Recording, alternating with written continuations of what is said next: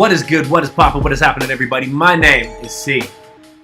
My name is No Short. My name is Dan. And welcome to episode 57 of Bad Habits, the podcast. We in the building this evening. You know, we hadn't had guests in a hot minute. Last week we came through with a guest. This week we got the motherfucking guest. Everybody give it up for Myer Clarity in the building. I really had a soundboard. I should have brought a soundboard. Hey, don't worry about it. Good family. Good to see you, my man. What up? Mate, everything is blessed. How are you, man? Great to see your face as always. Man, it's great to be seen. It's great to see y'all. It's good to interact. I've been getting the hermit status. Like I'm putting my 10,000 hours of like being a hermit in. So like I'm learning how to garden and like how to yell at clouds and shit. Ooh, just, you know, getting good general. It's like Abe Simpson, like general kind of like harumph qualities. You know, I like that. I respect it. It feels like we're gonna need it. It's a good skill to have. I guess so. I mean, everyone else was making bread. They were making a lot of bread. I feel like ain't nobody making bread now. They're never gonna use that skill set ever again. Ever. We went from like everybody being like, "Ooh, this is fun. Let's make bread," to housing crisis. Anyways, so Craig is in the building because we're live as well. We got Man's commenting. Craig was good, bro. Always, he's a champion. So for people who don't know, we've talked about Myer a bunch on the podcast before. We've been friends since 2013, I believe. We've gone on tour together. When I say we, so the three of us have gone on tour together. Yep. We've worked together extensively. So, you know, we all been out here a lot. So it's a little overdue to have you on. I don't even know why we had it. I think we were kind of thought Relentless, the album that we made together, would be out sooner. But, you know, we're almost there. But more exciting. I get it. I'm only a little offended. You know. Only a little bit. Well, I'll take it.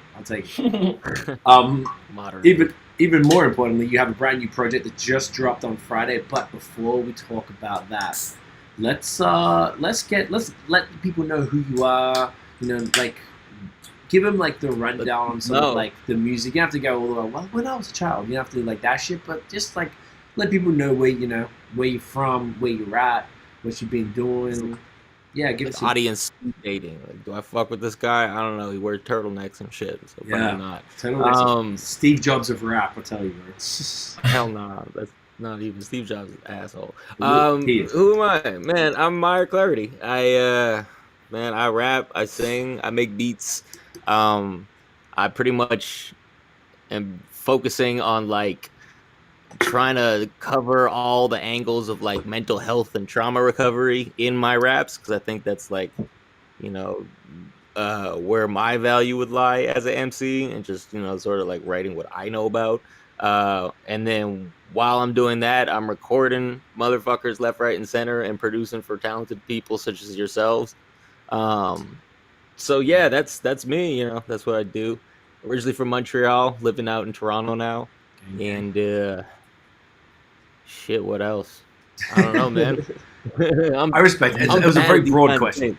It was a broad question, so you know you have to get that deep. All right, so we met here in Montreal. I remember.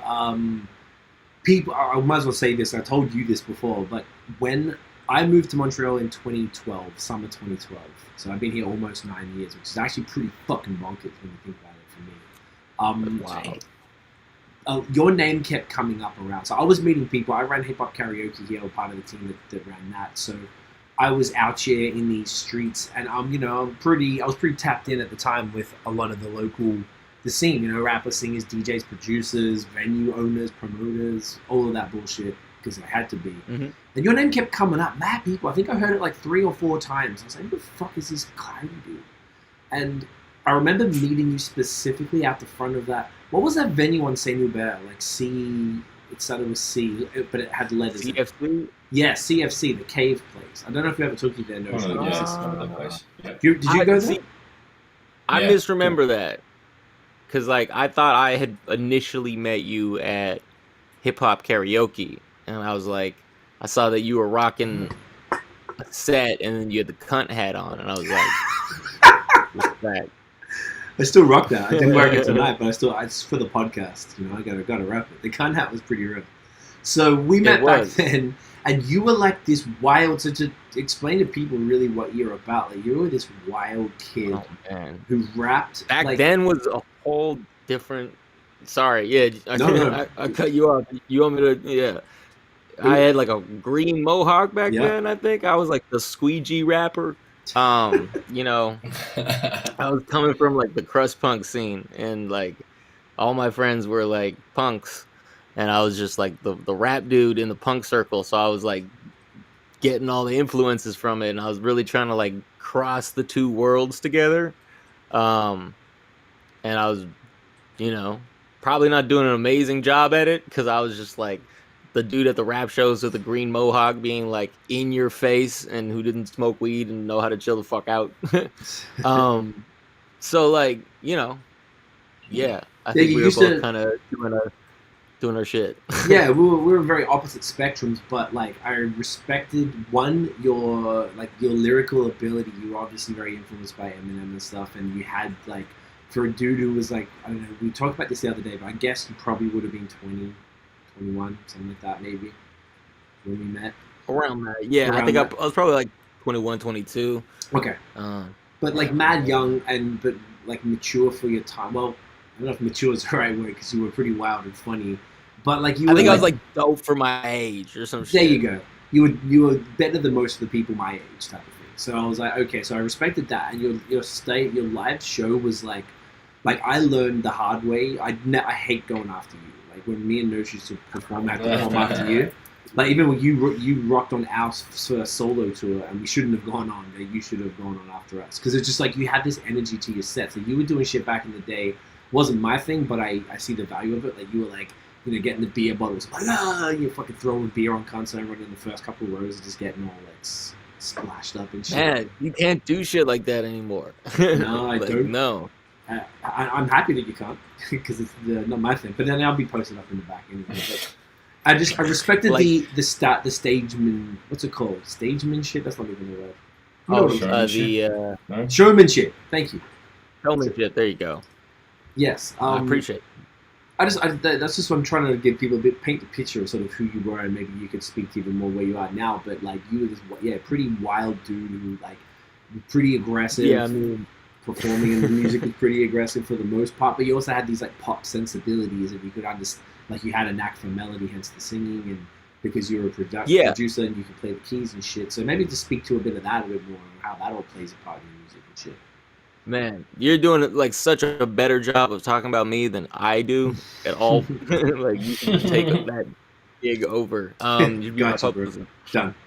No, but yeah, like in terms of just having all those rough edges and stuff. Like I was trying to be a little bit of everything to everyone in the sense of like I did have these pop sensibilities and I was trying to like get that market, but then simultaneously like, you know, the image I got is like crust punk, like squeegee kid. So, you know, that is like as far removed from pop as you can get. So like to have both those things in the same breath is like, you know, what's this kid trying to do? But I mean, at the time I was just trying to do like everything and throw everything at the wall. Like I'm trying to be the best at the best at the best of all of that. Like I'm trying to have the best raps, the best hooks, the best beats. And, you know, I would just end up doing these like shenanigans live where it's like, you know, I would steal people's beers. There was this one time where like I was doing a competition, I think, and I stole this dude's Daniel bottle and he came on stage and punched me in the mouth. And I just had to keep rapping because I didn't want to lose the competition. So like I'm in the middle of like this intricate verse and it's like double time shit. And this guy just comes up and sucker punches me as hard as possible right in the jaw. And I was just in the state of shock that I don't even realize what happened. So I just keep rapping and then the bouncers rush him. And then I just like, all right, well, let me milk this a little bit. And I follow them outside to record this mic. And so yeah, wild shit like that, or like stealing people's hats, which like, you know, post-COVID, I don't think I'm even gonna be able to like sweat on the audience without people looking at me like, yo, what the fuck? Yeah, it's gonna be so. Hard. Yeah, we're gonna have to see what that. Hey man, yeah, I don't want to be near that. I don't want to be in proximity to humans like that again. Maybe eventually, but in the short term, it just feels gross. I don't even like smelling my own breath anymore. Like, right? You know, I'm just like, oh, it's full of COVID and bacteria and. Yeah, but yeah, your shit was pretty wild and stuff. But your music was always like, you could tell it was always really thoughtful, and you could tell early on that you were trying to appeal to everyone because your stuff was kind of meandering across genres and different blurring lines, like you said, between punk and pop and straight up hardcore hip hop and stuff. So as far as like, I was about to say, like, tell us about your influences, but I hate that question. Right. Influences would be Pabst Blue Ribbon, ketamine, copious amounts of jazz cabbage, trauma, domestic violence, capitalism, Police, lies, philosophy, Toronto inhabitants. Shit, asbestos. Oh, you're fun. I'm pretty sure asbestos makes it into 5% of all my records somehow, at least, some way, shape, just because it's on the TTC, so it just leaks into it. Oh, is it really? Oh yeah. Great. Okay, right. So then like if we talk about the production side of it, because obviously a lot of we all get into music and you want to rap, that's the obvious thing a lot of us do, but like you can actually like play the keys and stuff as people, if they listen to your stuff and they hear it, or they can tell that this old play that you played all this shit. Obviously, you can sample and you've done, produced probably one of my favorite songs was Notion Never Did with H.E.R that we all did together in 2017, which was an incredible sample. But yeah, like what did the piano stuff come in the production? Like how did that sort of enter the world of like the music shit for you? I think just like I was. Why did I approach the piano? I guess like I was that kind of kid who was like a purist in that sense. So I was like, I want to be good at everything. So like if I'm gonna be making my own beats, I want to be like playing stuff, and I can't rely on samples. And then I was just thinking like a couple steps ahead in terms of like, I don't want to get sued. I want to be able to like retain all my money. I want to be as like neatly packaged for a record label as possible. So like I want to learn how to record myself, make my own beats, And I just started like learning all of that just basically from age 12 to like now kind of thing. And so the keys was part of that in the sense that I really wanted to like just figure out as much about jazz as possible. So I had this old piano teacher, Ernie Nelson, who taught me for a little while. And unfortunately he passed away, and I ended up learning from one of his students afterwards for like a couple years. And I was in my teens, so me practicing was not probably at the forefront of my mind.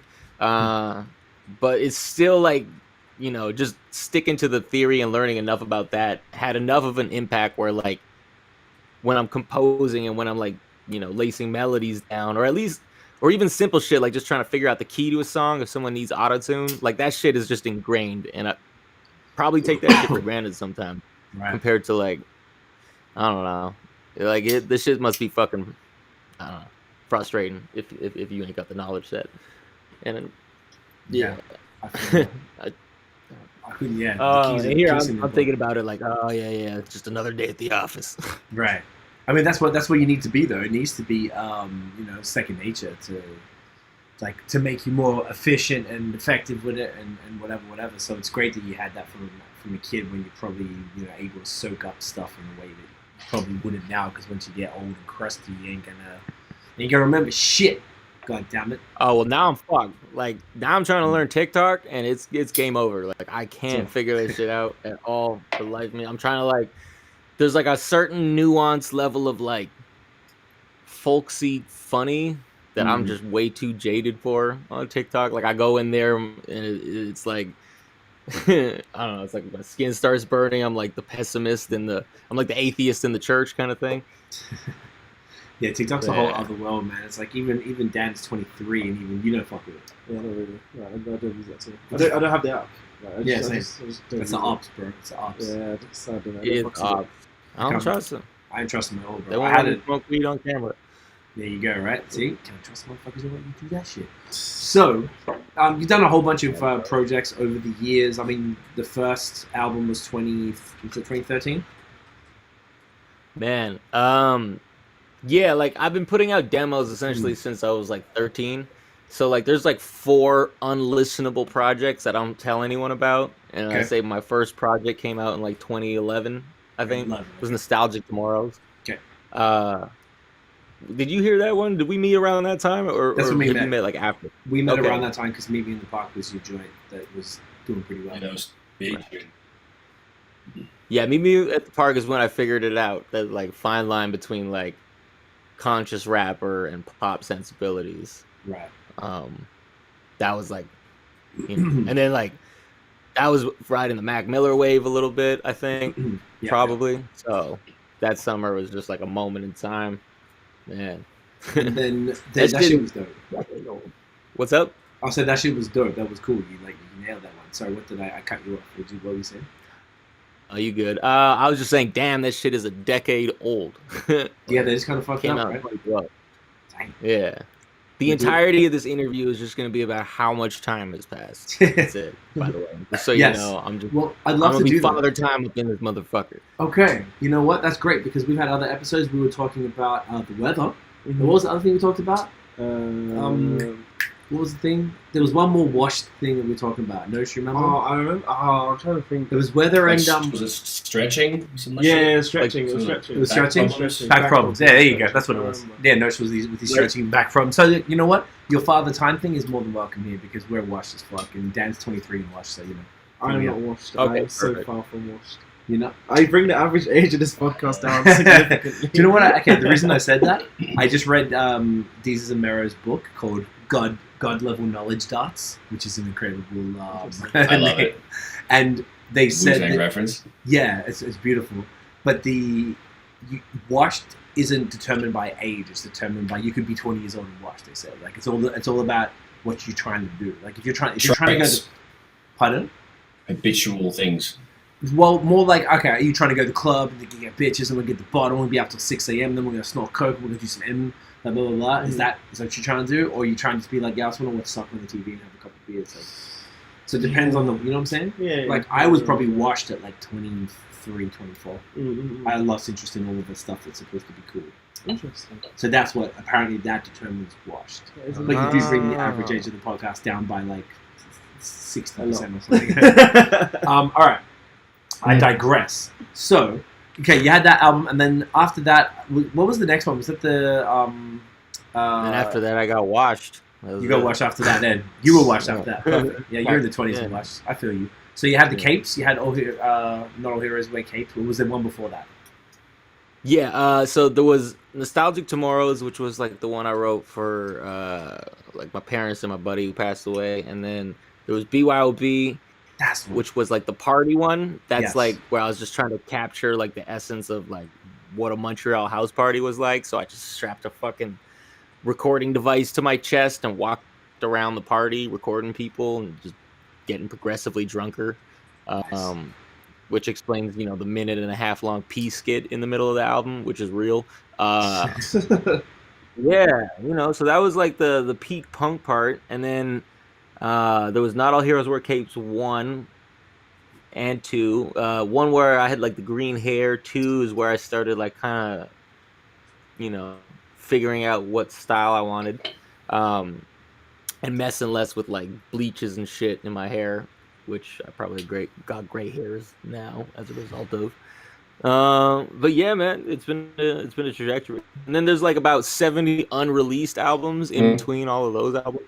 You know how it goes. I know the vibes. So, and then now you arrived at. I mean, you've got a bunch of projects even this year, but this album tour support with Boney Washington, y'all started dropping singles. I can't remember if it was the end of last year or early this year. Yeah, it would have been probably like September, I think. From H.E.R, which was like the police brutality joint.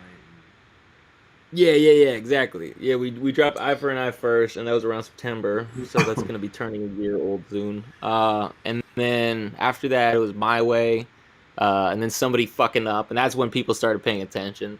Okay. Because I think we really like fell into some magic on that one. Yeah, that's a and great track. then That was a banger. and yeah, appreciate you. You know what's weird actually talking about like Meet Me at the Park and Somebody Fucking Up is both those beats I was gonna pass on.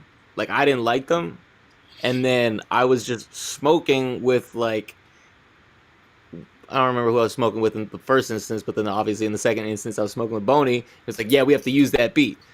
And it turned into like the biggest song. And you know, I was gonna pass on Meet Me at the Park if I hadn't been like smoking with the homies then, and they were like, no, that's the one.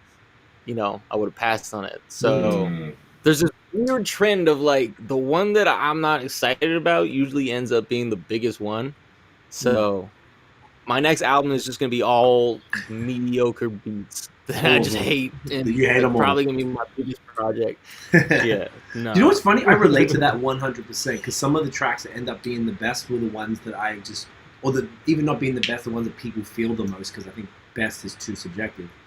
They're the ones that I didn't fuck with either. Whether even if it's like sometimes it's like the hook, or and I just wasn't feeling it. And then someone wanted to do it. I'm like, fine, we'll do this song, cool, it'll fit on this. And then that ends up being like the best shit. And I fuck, okay. So I think it's a bit of a thing. Something to be said for like when you're at your most relaxed, you get the best shit, right? Yeah, definitely. And I guess it's good to have perspective from somebody else as well to sort of guide you and be like, yo, no, this is fire. Because as artists, particularly as you and Nosh, who are more like technically completely self-sufficient, like I still need someone to make beats. I gotta choose beats and shit, but y'all can just get in your own heads probably more because you're making the beats and you understand every fucking tiny snare and everything in the beat to the point where you sometimes it's even hard to approach it, to be able to step back and listen and be like, yo, this slaps. Like, you know what I mean? I feel like if we want to go deep with it, we could even be like, the more you know how to do, the less you feel like you can do, I guess. I don't know if you all get that feeling ever, I'd but to like know what Brad thinks on that too. Then, as far between because you guys are the same. Yeah, go on. It's like akin to like you know when you're on Netflix and you just can't fucking figure out what to watch, and you like waste a full on hour of just like I don't know. I mean, I've seen that one before. Well, like yeah, so like same thing. It feels like you're paralyzed by like options and shit. I noticed that like I don't know because talking about you and then for example talking about Skeeves like as you know the MCs that we interact with the most. It's just interesting to watch your like work ethic and work process compared to like mine, for example, where like I have access to all these tools, but I kind of need someone else's energy in the room to get my own like shit running a lot of the time, you know? Versus like, you know, you'll talk about having your own setup in a way where it's like, oh, if I had, you know, X, Y, and Z, I would be doing X, Y, and Z. And I'm like, I say the same shit, but then I have X, Y, and Z, and here I am like, oh, but I can't be working on X, Y, and Z right now because I got to do A, B, and C. You know what I'm trying to say? Yeah, I think I feel you on that because it's good. I might get mad cryptic here. I'd be curious to see what No says in on that to see if it's a similar experience from two different producers who are particularly like that. You could literally, you guys could sit there with those keyboards that we can see, and you guys could be in the room for a couple hours and you could come out with a finished song, produced, written, recorded, mixed, mastered, everything. Like, Nosh, do you have a similar thing to Myer where sometimes you maybe feel like, because I feel like you haven't used your beats as much as other stuff as well, so that's why I'm curious. Yeah, like as far as Maya was saying with the options that we have, especially because you know there's so many plugins available and like people can get crack shit, but like it's become like knowing what's in my toolbox and what is used for what, and that just comes with you know trial and error, using your shit, fucking up, you know, doing this song and messing that up and fixing it. So that just comes with practice. But like when you're making beats and shit, if you're just like flicking through a million snares, like I've really been strict with if I don't feel the energy from what I'm doing within minutes, with 5-10 minutes, like if I'm making a beat and I've got like an 8-bar skeleton there and it's not giving me goosebumps or making me get like a musical stiffy, then I'm gonna like go on to the next one, or I'm gonna start something else, or I'll like go to an older beat and keep going on it, or I'll change the sample out, or I'll whatever. So I think it's more about flow than anything else when I'm creating, because then I can always come back and mix it later. Sometimes I make some mixing decisions on the spot because that can actually drive the inspiration for like the next part of the beat. But yeah, you need to learn what you've got and learn what things do. And if you're going to buy all the new plugins, make sure you actually got a use for it. And like, because people get hoardy, people get collective, and like they won't plug all the plugins because they think they need them all when they don't. And like people don't do their research and shit. Like I take months and months and months before I buy shit, and then I snipe them on sale, and I build up my toolkit. Now over the last 2 to 3 years, my shit's gone from fucking 50% to fucking 100%, and every time it slap, because it took me so fucking long to know what's good and why. So people just need to do a bit more research and slow the fuck down and like chill, because like if you look at any of the Facebook groups about mixing and shit, it's absolute gong show, and cunts are just beyond fuck. I can't. I stay far away from those, because it's just like, it's like everyone just threw shit at the 10 Commandments, and then someone took a photo of the 10 Commandments, and the poop became part of it and part of like the lore. And so a bunch of bullshit got wedged in with a bunch of actual stuff that was like supposed to be in there. This is a bad analogy, but I get what you're trying to say. Where it's just like a bunch of people talking out of their ass, and because you don't know who's who, some people are taking bad advice as gospel. And you're just like, oh. So yeah, a lot of people are taking the piss, and like, so social platforms and that doesn't really help. But like, just people that like watch a couple of YouTube videos, download some crack shit, and just think they got the juice, and it just ain't flying. So I think that's kind of where I'm pointing at, because that's just, I'd see more and more of that going on. And then people that want to give it a shot to mix their own stuff, it's just always ends in disaster. But you got to start somewhere at the same time, so I can't really. Can't I'm not gonna lie. You need to do the trial and error and put the hours in. I was kind of that guy giving it a shot on this record, real talk, because this is the first record that I've mixed entirely myself. Well, you know for what you're myself. doing, though. You're not brand new. You know what you're doing, though. I know what I'm doing until I'm my own client, and then I'm like, but do you though, bro? And I'm like, well, I don't know, man. Like, I thought you knew. And then it's this argument with myself about like, I feel you. I don't know, bro. We never went to school for this shit, though. It's pretty complicated. I find the only issue with mixing my own stuff is that my vocals, for example, I did an 8-song posse cut that we're all on, actually. I did the Playmaker mix, and then I listened to it all. I was just checking it in the master session, and I noticed that I always fuck up my own vocals. They're just never loud enough. I always just, I have to go back to the mix and then nudge it up, rebounce it, and put it into the master session again. So I find that, yes, we're always biased to our own shit, and always somehow manage to fuck it up and have to do a 2-stage or go back and fix and reinsert. So yeah, I hear you there, dude. It's cunty. Pre-master 4. Yeah, like our track that we got together, for example, I feel like my vocals are too low in that one. I'm like, could be louder. On the Make It About Me? Yeah, that one. So right. So it's like, it's easy for you. Basically, what you both sounds like you're saying here, it's pretty easy to overanalyze like every part of it. Mixing probably because it's almost arguably more challenging than production, because it's science to a degree. I mean, I guess production. Would you cut your own hair? No, fuck no. Exactly. Yeah, like because you can't see the back of your head. You just can't, Yeah. And so I feel like there's a similar thing with mixing, where like, unless you're gonna take all the fucking time in the world and set up an intricate mirror rig and learn how to, then it's not worth it. You should just get an engineer. Yeah, it's an interesting spot to be in.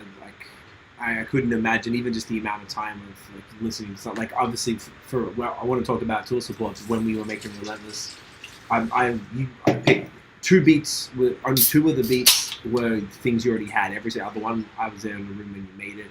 You came with an idea, and I watched you do it. And you're just running through. I've heard Nosh produce before as well. Obviously, I've seen many people produce over the years, and it's just this repetitive ass fucking like process that's like, to me, and in mixing is even worse, because you're just listening to the same shit over and over and over, and this intricate tiny little things. It's just like, it's so unappealing to me. I don't understand how you guys do it. It doesn't have to smoke your own way. You know how you have completion things? Oh, sorry. My bad. No, sorry, Myer, go. No, I was done. I was just saying you have to smoke your own weight in weed if you want to be able to fucking sit and mix the thing, or chain smoke cigarettes, or I don't know, something, you know. But very funny count. Well, C says that he has completion issues with stuff. So like when I hear a vocal that's got something wrong with it, I have to fix it and make sure it's actually fixed. And that's what I want to make sure it's done, it's corrected and balanced right. So that's like a I don't know. I want to make sure it's smooth. No, it's a good. It doesn't hurt because my ears. I have sensitive ears, so like I think that's kind of why I like it. It's like I want to make sure it's not harsh. So you always gotta take it back in the morning too, right? Because like shit changes overnight. Yeah. But I always mix it in the morning. I try to mix in the daytime when I'm like full straight. It's a good idea. Oh yeah, you gotta find your hours, right? But all this just to say that like I'm still happy for as ambitious as this project was. Seeing as like, you know, me and Boney just started recording it back at my place, like in the studio, which I had brought home right when like the fucking pandemic started, to like me mixing and like fully producing all the shit, to being like the first and last point of like contact before it goes to distribution. Like it was like a bigger undertaking than I was used to, for sure. And while I'm kind of shitting on myself a lot right now, I am like mad proud of like being able to actually fucking mix this shit top to bottom and then get it out. Yeah, man. And then get it out on time. Yeah. That's always the hard part. On time. Fuck. Big time. So how did I've never actually met Boney, I don't think, personally. How did y'all connect? And how did that come out to be? Like, how did you guys decide to do a project together? So I met Boney originally doing the Sodi tours. Yes. And for people who don't know, that's Survival of the Illest. That's Ill Vibe, who's a Toronto, well, not anymore Toronto, but an MC from Toronto, now as a singer, who was putting on these events, which was essentially battle rap, but for performing and people performing songs, and then people would vote for them to see who won, and then blah blah blah, and people came. Yeah. So you were involved in that. Yeah. I was involved, you know, I did the shtick. I hosted a bunch of them, and we were like the openers, or like the, you know, so Illy would be like the headliner, and we'd be like the tour support, literally. There you go. And I remember like the last year we did it went from like being the openers to like actually just being franchise owners of the show, where like we were running it and Illy wasn't involved with it at all, and that kind of like fell off the rails at that point. So we're like, okay, and that's what we're talking about in the last skit, because like there were so many shows where just insane weird shit went down. Like there was one show where we went to Belleville, and like the promoter over 48 hours decided that he hated our guts, and so he wasn't going to do the show, and we had shut it down. And then like some weirdo with a hockey mask rolled up on us in the parking lot and was just like fucking with us. I was like, this is it. We're going to get murdered in Belleville by redneck. This is how it happens. I remember that time. It was Belleville was an interesting place. Shouts to Belleville, I guess. Shouts to Belleville. Yeah, shouts to Belleville. So okay, so y'all connected and y'all just got along, and you're just like, all right, well, you were working together. Obviously, you're a producer, so the beats are already there, and you just thought, hey, let's do a project. Sorry, I tend to only tell half of the story, and then I ramble off. Yeah, man. Fucking. I you know, like I was just impressed with Boney, like back in the tour days, just because, like, you know, speaking of like my live energy, his live energy is like that, but like more controlled and focused in a sense. So it's like while I'm all over the place, he's got the same energy, but in like a deliberate kind of manner. And so I was just like taking cues from him in terms of like a live performance standpoint. And yeah, we just started talking about like making music again recently. Like, well, now it's been like a year and a half because like fucking time flies. But you know, we just been keeping in touch. And after I left Heavy Ox, I was like, you know, trying to figure out like, all right, let me work with some people that, you know, aren't the same people I've been working with for the past 5 years. Let me reach out to everyone I toured with and stuff and see who's down to work. And you know, I'd reached out to a bunch of people, and me and Boney kind of just had this like dope time where we worked on this song, and then we started crafting another one, and we were just like hotboxing the studio. and it just turned into this like whole vibe that it was just like, okay, let's do a project, fuck it. And so we even have like audio of like us planning to do the project out loud kind of shit, which like I ended up using in the intro. So yeah, you know, it just started out from shows to like, oh well, we can't do shows, but I know we shut shit down, so you know, let's join forces and throw everything we got at this. Love it. That makes sense. Okay, dope. And you produced the whole project, yeah? Yeah, except for track 5, which was produced by DJ Dirty Priest, and I did some co-prod on there. That's a great name. And there's a couple of remixes on the end as well. I saw on the Spotify version, because I heard the first, when you sent me the pre-link on SoundCloud, like a private SoundCloud, I listened to it there, so I'd heard it, and I listened to it again today with the remixes, which is a good look. Check them on the end, you know, a little bit of bonus content for the man down. Nice. Oh yeah. When I did that song, we did a song called "Make It About Me" with also Skeevy's tips on there as well. Everyone killed it. It's such a great song. When we did it, did you know that was going to be for that project? Because you were just like, "Yo, jump on this." I was like, "Whatever, cool, let's go." I was always curious. Yeah, I think at that point it was going towards the project. Okay. There was like a large period of time where like that record kind of didn't have a home, and I was trying to figure out what to do with it, and so I'd been bouncing it around to a couple people. And then like around the time you got it to me, I think Boney had a verse for it as well. And then Skeeves gave me his verse, and I went ahead and wrote mine, I think close to last. But that hook was like the bare bones like start of the track kind of shit. That's been a beat for like a year before it turned into a song. Right. Yeah, this shit's a slapper, yo. Like, I'm really happy how that shit turned out. But the whole project, should be part of it.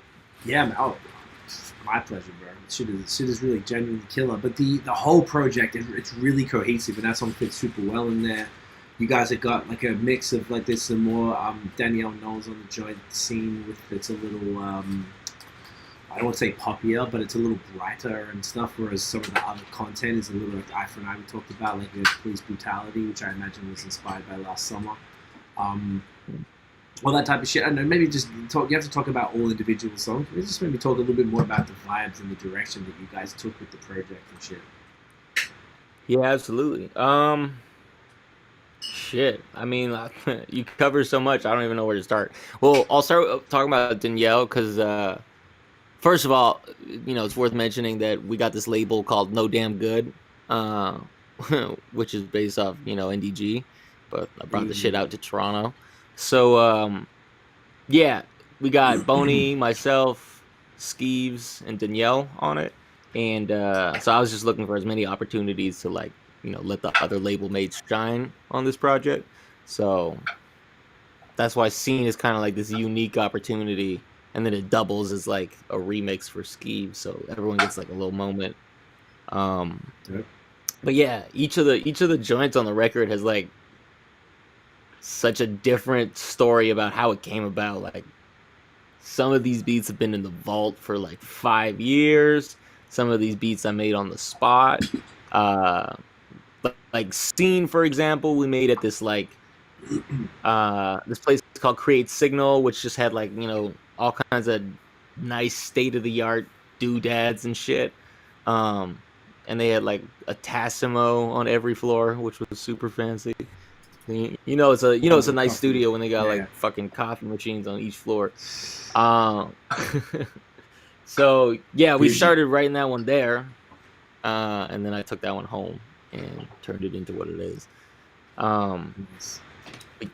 Yeah, each one like there's I don't even know where to start, bro. Right. Okay. So I guess because every single song probably has like a story that, about it, but I guess it was more like how did you choose the sort of like overall my picture of it, like it's super like it's today, it's now, it's modern, some auto-tune shit on there that works, but it's all like super lyrically focused because you're both like MCs, like real rappers, and you know you got real buzz. But so even if you are on a more or like poppier song, it's always going to be tight. There's never going to be some corny shit, which I really appreciate because I think it's a hard thing to actually pull off, of course. And the rest of the vibes, this, like I said, the darker shit, like, that obviously, I seem to reflect the times, I guess, is kind of where I'm going with this, like, mostly a darker project, obviously, you just talk about shit y'all were going through and stuff, so it was kind of like you didn't, say, like, with Relentless, I came to you with, like, this is the sound overall that I want, and this is, like, the kind of direction I'm trying to do here, and this is what I want to achieve with it, and you're like, cool, so we went into the production with kind of, like, the end vision in mind, right? Did you have a similar thing for this project? Not as much, probably not as defined as you did, but definitely, like, after we dropped Eye for an Eye, I was like, okay, well, people love the guitars, so let me dig into that guitar bag. And I've got this, like, extensive vault of shit from work I did with the homie Ethan Pounds that I've just slowly been, like, repurposing into, like, songs left, right, and center.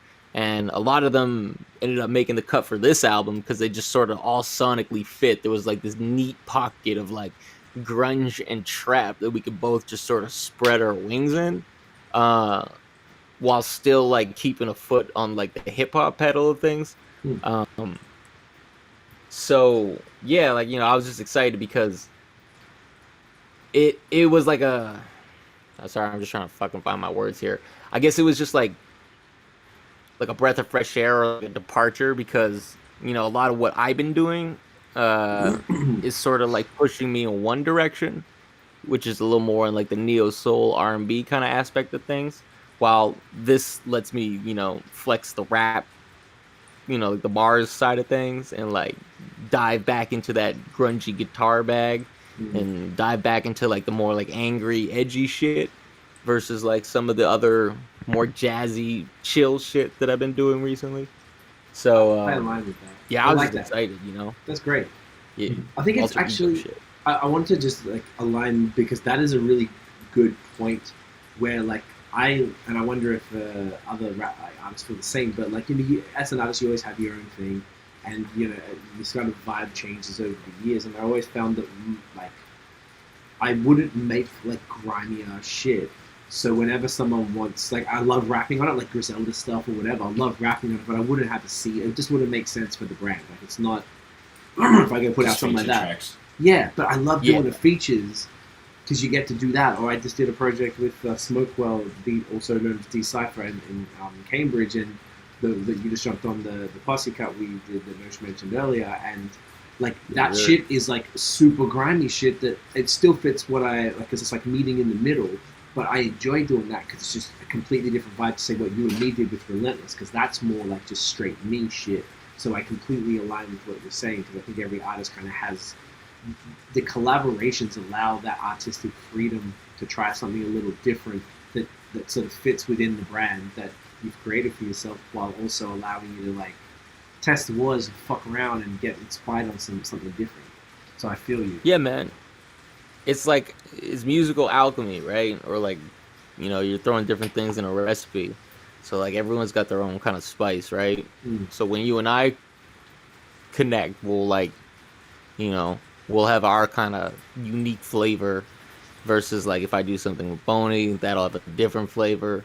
And then so like, I'm realizing more and more that like my, like the thing that I'm good at is combining flavors and seeing like what kind of results do what for people. So I'm just like, now that I know that that's what the skill set is, I'm gonna be like, okay, well, I want this flavor for this, I want that flavor for that, and I just kind of want to like, man, I don't know, I want to see what I can cook up, like we'll see how many different ways I can think about hip hop before I like bring it into a song format. And like, and this boils down even into like sequencing and shit, where it's like, we'll spend a lot of time just listening to songs and mixes, and then we'll spend a lot of time listening to like, okay, well, what song follows what? And like, man, I listen to Tour Support so many times. Like, H.E.R used to be track 5, now it's track 9. Looking For used to be track 11. Like shit moves, and you're trying to like, yeah, because it's got to tell a story. Like the project has to flow for sure. Yeah. Do you know what? That's one thing. That's a really interesting thing you bring up, because I don't think we've ever spoken about that here. But it's so fucking important. And even though Because if you think about it back in the day, right, you go to the store, you buy the CD, the vinyl, the cassette, whatever, and you listen to it in that order, at the very least the first time, and then once you kind of find things you like, you'll skip to that specific track. But overall, an album essentially is a journey. You're taking the listener on a journey through this shit. 100%. So track order is so fucking key. Even for Relentless, when we were doing it recently, I got like, I think it was like 12 to 15 different opinions about it all. But at the end, there were certain orders that it kind of had to go in for it to make sense. Even sometimes the vibes didn't completely match, and if you actually did it sonically, it would be slightly different. But the way that the story's being told has to flow in a certain order, and it makes sense that way. Even like something that we were talking today with Notion about the posse cut, like the verse order on some RZA shit. Like, I didn't like the order of it, and I was trying not to fuck with it too much because Nosh had it pinned in, like, yo, just swap this one around. You were cool about it, thank you. And now I'm like, yo, this is perfect. Now I think it sounds perfect. So, like, there's a lot to be said about all sorts of sequencing, whether it's arrangement of the song, just the album order, or as much as verse order. Like, you know, maybe some songs, like, Boney has to kick it off, and then there are certain songs, like, you have to kick it off, you know? Like, I think that's an underrated part of creating music that a lot of people perhaps don't think about if you're not well, that's like that's like the difference between, you know, like the more you do something, the more detail you'll find in that thing, and then the more you can like add on to it, kind of shit, right? So it's all like sculptures within sculptures, in the sense of, like, you know, I got 2 verses around a hook in a 6-song album, where the second track is moody, the third track is soft, the fourth track is hype, you know, and then it's just like, when am I even dropping this?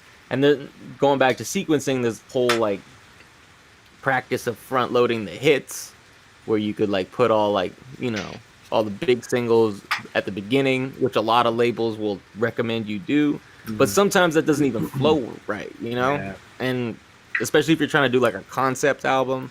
Like, you know, it ain't gonna make sense. It's just gonna be weird.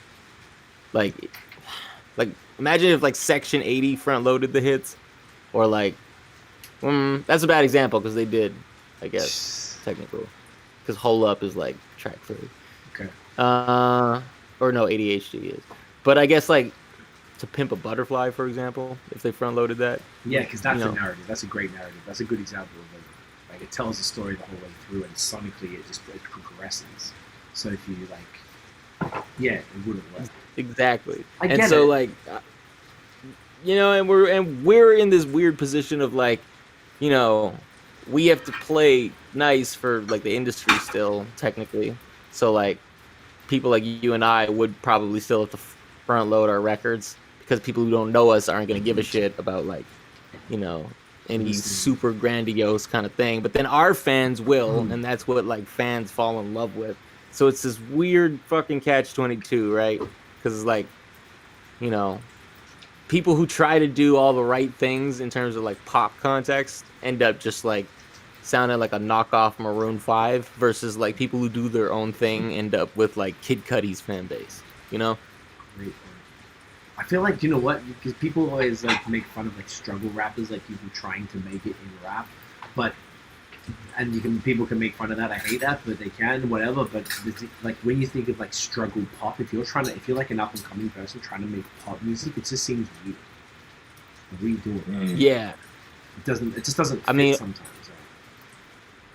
All pursuits of music are being framed as sad, which I don't really agree with, and I think it's just like societal conditioning to make you get some shitty fucking job that you don't like, when, you know, creating music is just cathartic and important and fucking helps people, you know, get through shit, more so than joining a call center and like calling people and scamming them for insurance for like minimum wage for fucking 6 hours out of your day.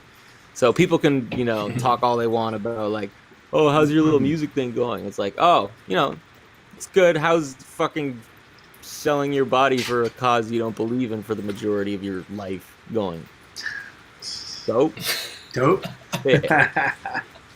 Yo, facts though. It's exactly what it is. It's like, it's very easy to get discouraged as an artist because of those people saying that shit.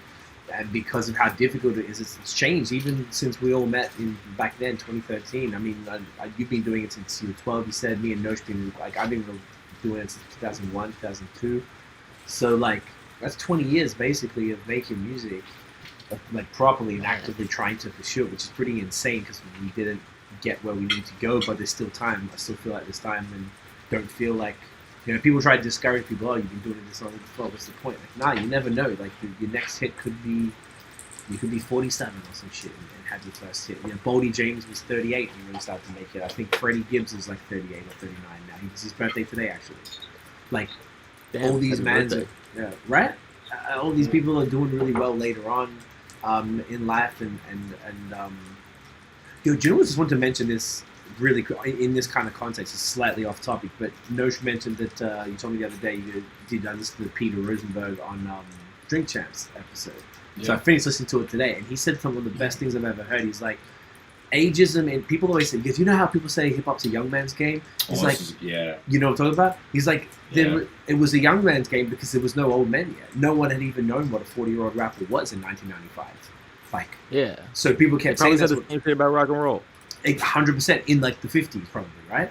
So as time goes on, and we realize that, hey, Jay-Z is like 51 or 52, and he's like dominating, and Nas is doing the same thing, and people are still performing at a high level in their now 50s, and there's probably rappers that are close to 60. I imagine like Rakim and Daddy Kane and those type of dudes are getting on in that side. So it's like we haven't had the chance. So there's been this like implicit ageism, which is it used to make me feel sick. And you said something to me the other day, actually, Maya. You were like, because I said up and coming, and you said, no, it's not up and coming. We're undiscovered, and I love that. And that's. Did I? Yes, damn, I say dope shit. That's a bar. That's a bar. So like, I feel like sound effects. Oh, which one? Which one do we want? What do we want? Air horn. There we go. Licking off. We need a gun. We need a gunshot. Exactly. We should get the West Side gun. Just go boom, boom, boom, boom, boom, boom, boom. That would be genius. That'd be lit. Oh, that's a good one. Buy an unlicensed firearm. Oh, and then just record it. Just and then off. Bury it in the woods. And then tweet hostile things to your government. Yes. YouTube, he was only joking. Great joke, Maya. Yeah. I'm just kidding. Yeah. The other thing, just before we get into it, like one of the things, because you said before about your skill set, and your skill set is being able to transform stuff. Welcome, our overlord. What's that from? Is that from The Simpsons or something? It's from The Simpsons, yeah. Sorry. I love it. One of the things I thought was super dope about your skill set, because we would, like, even though I had a vision, say, for Relentless, both of us would do, you'd be like, yo, we should do a song like this, and we play it, like, say that there was this B.O.B. track that you like, and then we made a song called Tiffany Blue out of that. Or I brought in Black Milk's Long Story Short, and then we made Stay Woke. And it was like, like, you were able to hear what, like, I was able to bring a song to you and be like, yo, I want something like this. I'm not saying, like, and some producers, and this is, like, speaking to your skill set here, like, might just be like, oh, cool, and then copy it and essentially make their own version of it. But you are able to understand what I was really, like, the vibe of it. Like, you took the vibe, it wasn't copied. There was some elements, obviously, if it's piano heavy, it might have some keys in there and stuff, but different sound, and it's a different way, but it's inspired by that. And I really appreciated that, because that skill set is what enabled the project to even happen in the first place, because we were able to completely, like, guide it by bringing in influences and stuff. So I just wanted to big you up on that skill set, because I think that's a really important thing, and I think it's something that maybe people don't like. But like, if you're a producer and you're working with different artists, like, you need to be able to do that. Like, it's important that you, and for any producer to be able to be like, what vibe you want, like, you know, both of you do that as well. Nosh, I know you're able to do the same sort of thing. But like, I see that is great, because you have you're running the label, and you've got 3 artists, I think, right? Is it Boney, Stevie Sips, and Danielle? Okay, and of course, and yourself. But that you're able to produce for them, plus other people, you know, work for hire or whatever. You can actually get people can pay you to make a custom beat, which is just like super cool. Rather than like, here's, you know, I mean, that's cool as well to have the list. We go, yo, hit me up. We can make something as well. And like, but people come for the custom specifically, right? And for those exact reasons that you said, which I'm like, man, thank you. Cause like, I don't know. Like I'm just hearing the song that you trying to hear, right? Like, I think that's just like, I just want to make the dopest possible record. And I think that like, there's good ideas and bad ideas kind of shit. And like, once you sort of remove all the ego from that, you just realize like, okay, it's kind of like a yes and no thing at the end of the day. And like, you just listen back a bunch and you're like, okay, unless I'm hearing any no's in my head, then we're good to go. And you just do it enough times until there's no more no's. But I like that. I don't know, man. I just appreciate you on that. Like I've always been like super grateful to work with you, and like you definitely poured gasoline on that fire in a major way because like, I mean, I'm still a kid in the bedroom making beats because of the pandemic. But back when I was a kid in the bedroom making beats, you got me out of the bedroom kind of deal and brought me on my first tour, which I mega appreciate. And yeah, man, and I'm just so excited for like it's been so long that we worked on this project of yours, and like, I like back when we started working on it, I was like, all right, I'm gonna show everyone what I can do.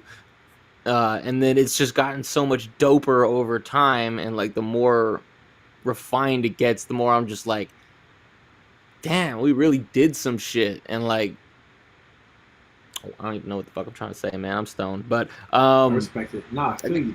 It's cool to see. I guess that's probably the next part of what I was sort of saying, was that like we created something like, because not all music stands the test of time, right? Particularly hip hop, where it's a little fickle. There are sonic changes that sort of tend to dominate, and we went for something in 2015 when we started, but then we did like 2 tracks. We did the title track and we did Let Justice Prevail, that we just shot a video for on Saturday. It was fucking insane. Like insane. I can't believe how. I'm gonna tell you about it. I'll tell you tomorrow in the meeting, but it's like, well, afterwards it was crazy. I don't want to spoil it. And doing that, then I think I took almost like a year break from it because I did 2 other projects in the meantime, and then I started back on it, and then we recorded it in 2017. But the way that it was done, I was talking to Notion about it. It's just like, it was such like a, like whatever, the way it was, we did it all in 1 week, and we bring in a saxophone player. Well, I do that 6 times over. Cool. So then you two, Notion and Myer, they had to go through and choose all the best parts and do that for every single instrument on the album. There's no samples, it's all instruments. And you had to do that. Then you also had to do that for my vocals. So it's just made this, this is like monstrous task that you guys had to do, and then Notion with the mixing and mastering and just additional tweaks. So it was just such a epic thing. But the real part of it that I was concerned about, that it was going to sound dated, and I agree with you that it's only getting better. Like, as Notion's been able to bring it to life, it's like, wow, this is like fucking slaps. And there was like 20 people there at the video the other day, COVID safe, and like mad people were on like the banks of a river with a bonfire and fire twirling and a jet ski with the flag with the album thing on it. Like, it was fucking crazy. And everyone was just jamming. I was loving it. Like, they were all participating in the video, singing the hook and shit. Like, it's like, all right, like we did this. We did something real special with it. And it's just like, it's so cool. You know what I mean? Like, it's cool to see all of this come to life, and for you to be able to do this so long ago and be able to do that. And the other thing I want to touch on, so on the longevity of it, but also I will never do a project with more than one producer. It's going to be, we did this one, me and Notion are going to do a collab album, he's going to produce the whole thing. So if I'm working with anybody, like, I only want to have that person produce it. So I love kind of bringing this full circle that you did. I know there was one song, and you touched a little bit, but for tour support, you were able to produce that whole thing, because that's why the project is extra dope, I think, because of the cohesiveness of really what it's, what you're able to bring in, because you helmed the whole fucking thing top to bottom. I think it's key. Oh man, well, thank you so much. I mean, like, definitely, like, I take pride in self-producing all my shit. I think there's like a certain flavor you get with it, for sure. And there's like a whole workaround in terms of doing shit like that, that I won't get into right now. But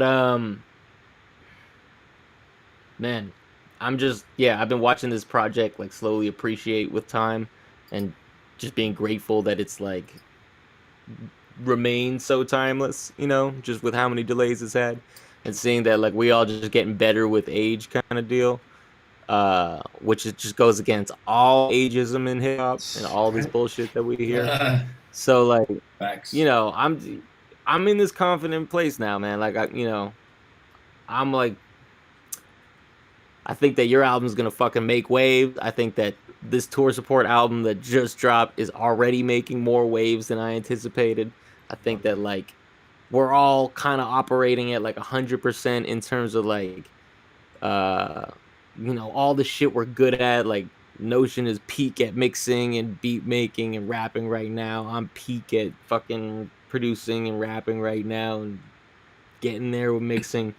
Fucking, you know, like it's just everyone's fired up right now, you know, and you're really good at wearing hats that say profane shit on them. Really good at it. So like, you know, no, it's good. It is nice to see that over time, right? Everyone, and it showcases that like people do get better in rap over time, and people should not be discounted because they're not 19. Just meant to be, man. Like, that's it. Fuck, you know, what the fuck is a 19-year-old gonna say about the state of the world? That's what I'm saying. They haven't lived yet. Everyone's like worshiping the youth. Anyway, so look, that's the interview portion. I feel like because I didn't realize we took an hour of that because we were just vibing and chatting. So yeah, that was great. So we've got a bunch more stuff to go. But so we go if afterwards or while you're watching this, or guys are listening to it, go on to Spotify, Apple Music, on Tidal, wherever you're at. Myer Clarity and Boney Washington tour support. The album's out. It's like 14 tracks, I think. Shit is killer. Bump that. Subscribe, make sure you download it, buy it on iTunes, whatever the fuck. Buy it on Bandcamp so they get more money. I mean, support the man them with that fire music. And with that, shall we now Maya's gonna transform from the guest to the guest co-host, and you're gonna be rocking with us for the rest of the thing. Oh yeah, we'll give you some air horns for that. Don't you worry about that. You know the fucking vibes. Damn. Oh, yeah, that was pointless. That took so much time and you can't even do shit. Hey, that's technology. Right? I was scrolling for like, that was a solid 30 photos. To find the one photo? So I was just trying to find the fucking album cover. Oh, to show the man. Oh, yeah, fuck. Yeah, you can bring that up.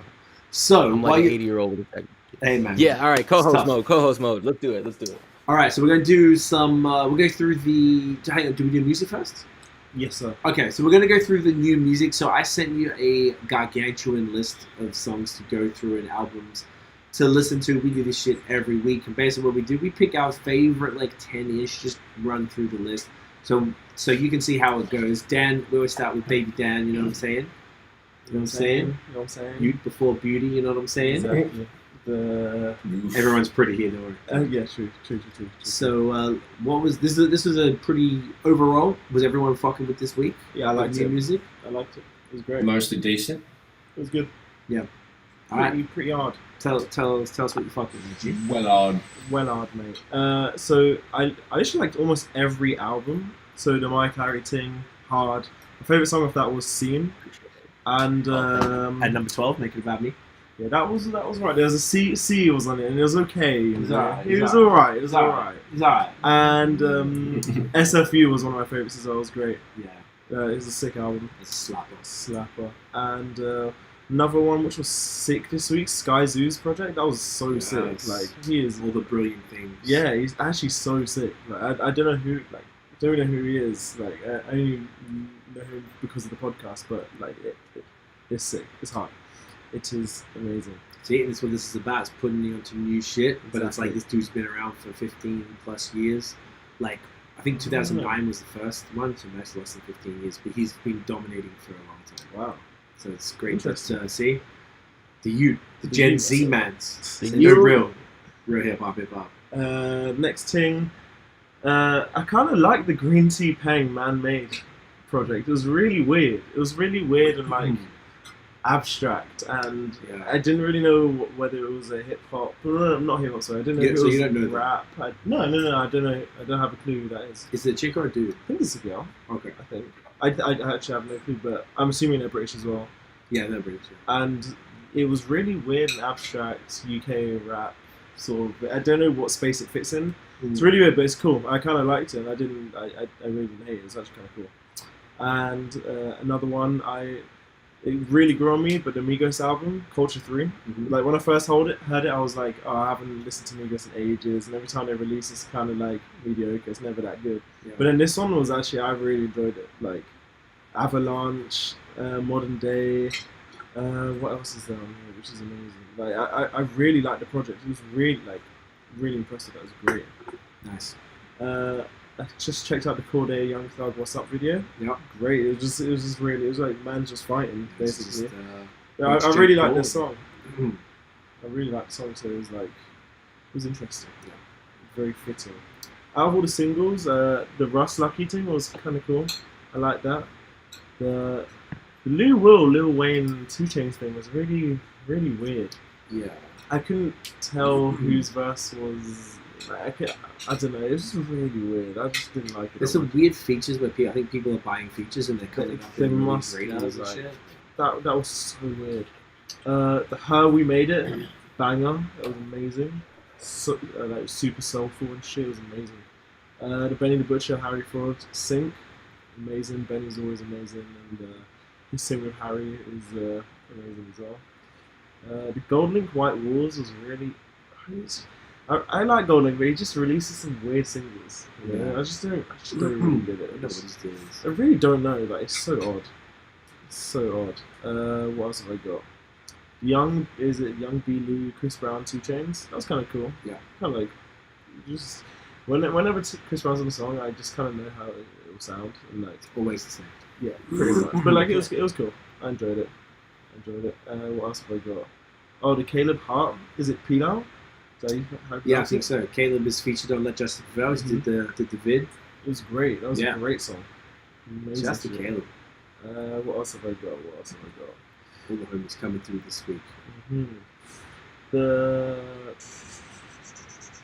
Denzel Curry thing was really weird. I don't know how I feel about him. I don't know. I really don't know. He's doing the yelly shit again. Yeah, but I'm just not a big fan of it. The Snoop Dogg and is it Smiles? I think so, yeah. Happy? That was kind of cool. Like it wasn't. That's good then. It was alright. Like it was. It's just one of those things that Snoop Dogg just keeps on releasing, and it's just like really weird songs. But I'm not mad because I don't really hate them at all. There's Your Old Drug. Yep. MF Doom, Dropout Boogie. That was I really like that. It's like proper boom bap, hip hop, sort of proper rappy rap sort of thing. It was great. And that is what I have for this week. Nice. I believe. All right. Love it. Nosh, what you got there, mate? What are you fucking with? That's a fairly keen list by the Baby Dan. Mine's fairly similar.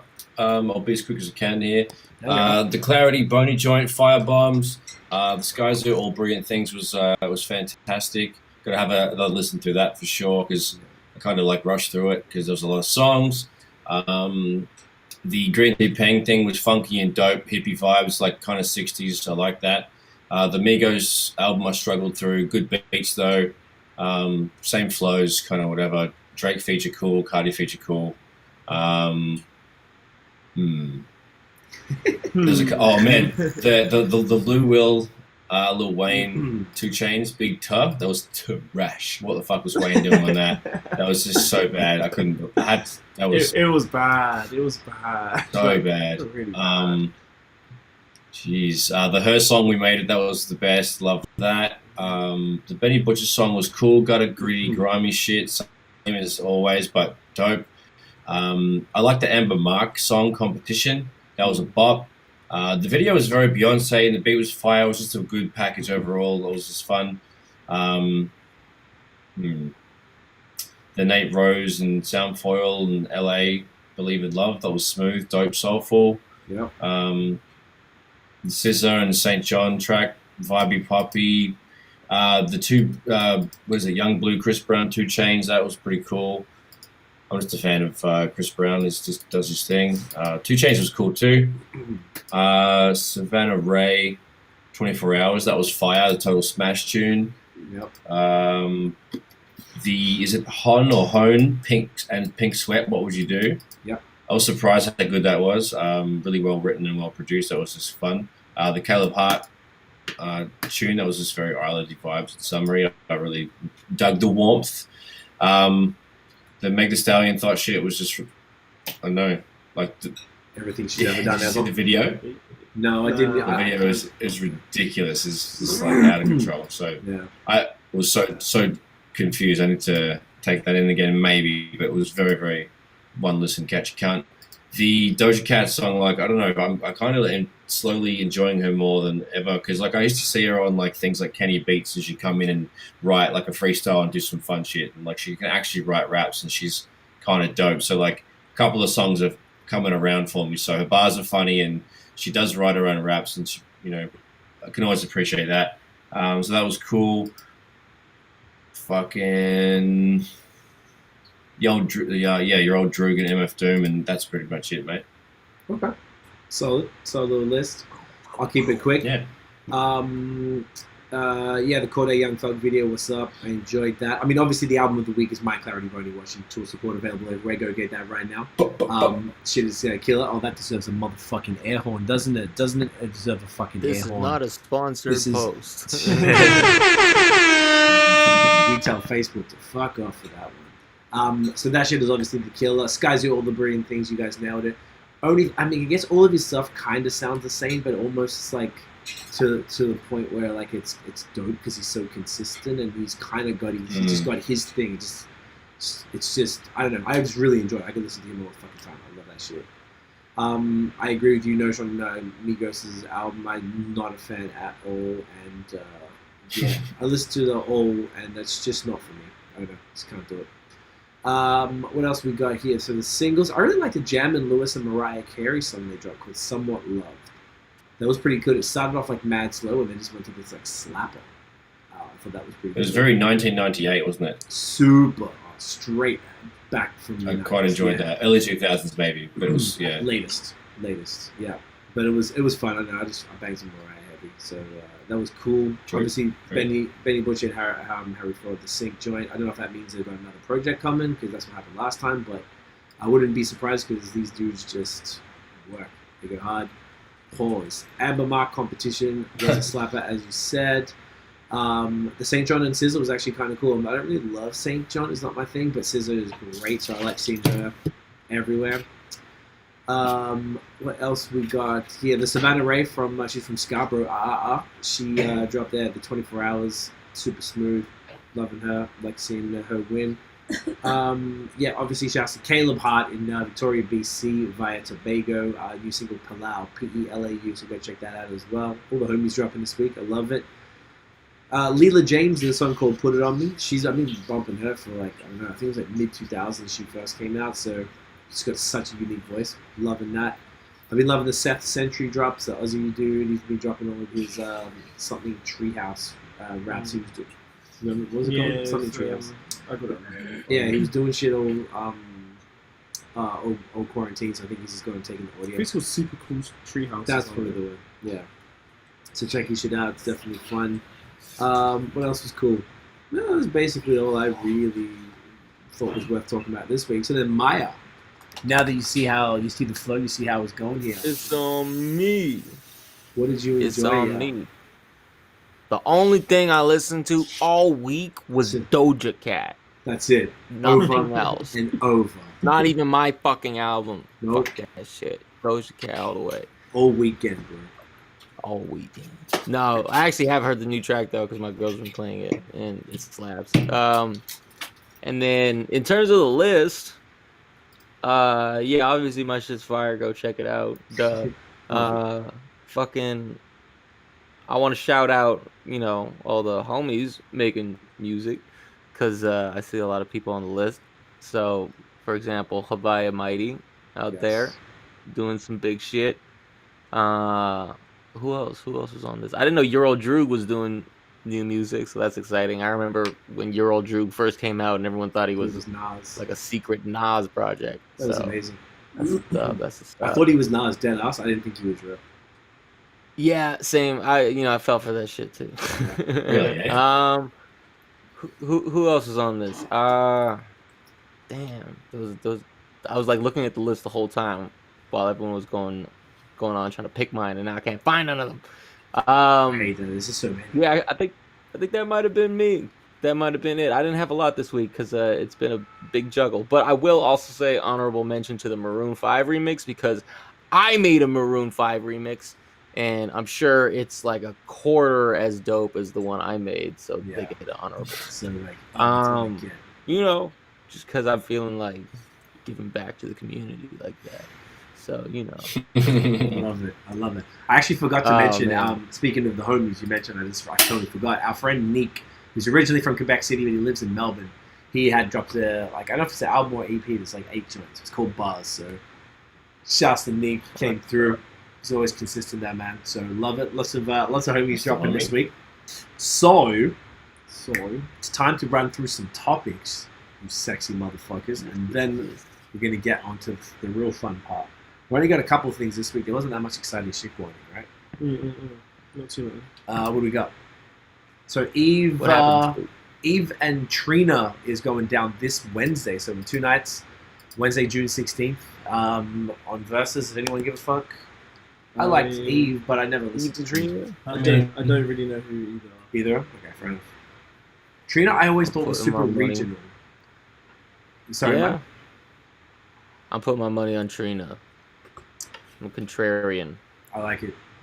Eve had hits. Trina had hits nowhere near anything that Eve ever had. But I think she's like, Eve had pop hits, and then she had some hard stuff with like Rough Riders and Lux and whatever. But like Trina is like beloved in Florida. Like they worship her out there. Like in some shit I hadn't even seen before. So, yeah. I mean, I'm so slacking on my verses. Oh, that'd be if it wasn't for the podcast, we probably would cycle a lot more too, to be honest. But it's interesting. It's good to watch. I know it's just nice to keep up on it. So that is that one. Bandcamp are donating 100% of their share of sales on Juneteenth, which is Saturday, June 19th, which is pretty cool that they're to a Juneteenth charity specifically. So, which is pretty dope. That's a big thing. I think they're lobbying for that to be a national holiday as well. So I thought that was really cool. That's showing solidarity with the Mandem community. Love it. This one is Notion's one because I'm not going to even talk about mountain bikes here. This is sport time. What do we say when there's sport time? It's time to go!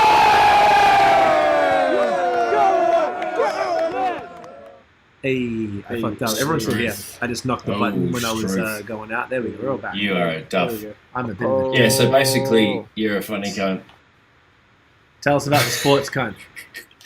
The sportsies. So cunts ride bikes downhill, right? It's called downhill mountain biking. And there was the championship World Cup race in Germany and an Australian one, Troy Brosnan. So fucking salute to a cunt that rides real fucking fast downhill, mate. So good effort. That was it. Just wanted to give a shout out to the fellow countrymen. And I'm an avid mountain biker cunt, so that's the reason why I slipped it in there. Let's give what are we going to give to Troy? We're going to give him a... I always do this to me. Unfucking believable. Alright, so we'll give him a bit of that. Now, next up, YouTube and TikTok boxing events. So last week we talked about the Logan Paul and Floyd Mayweather thing. This week it was YouTubers versus TikTokers. To be honest, I only knew like one of them really. Like, we just thought we'd talk about it because there was a bit of drama. Yeah. But is there anything you want to say about it? Because I feel like, did any of you guys watch it or no? Or were you guys aware of it? Saw all the funny memes about it, fight.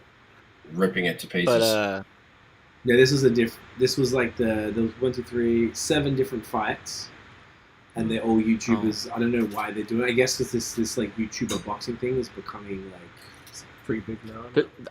Man, I'm telling you, they're just setting it up for Hunger Games. This is like the slippery slope.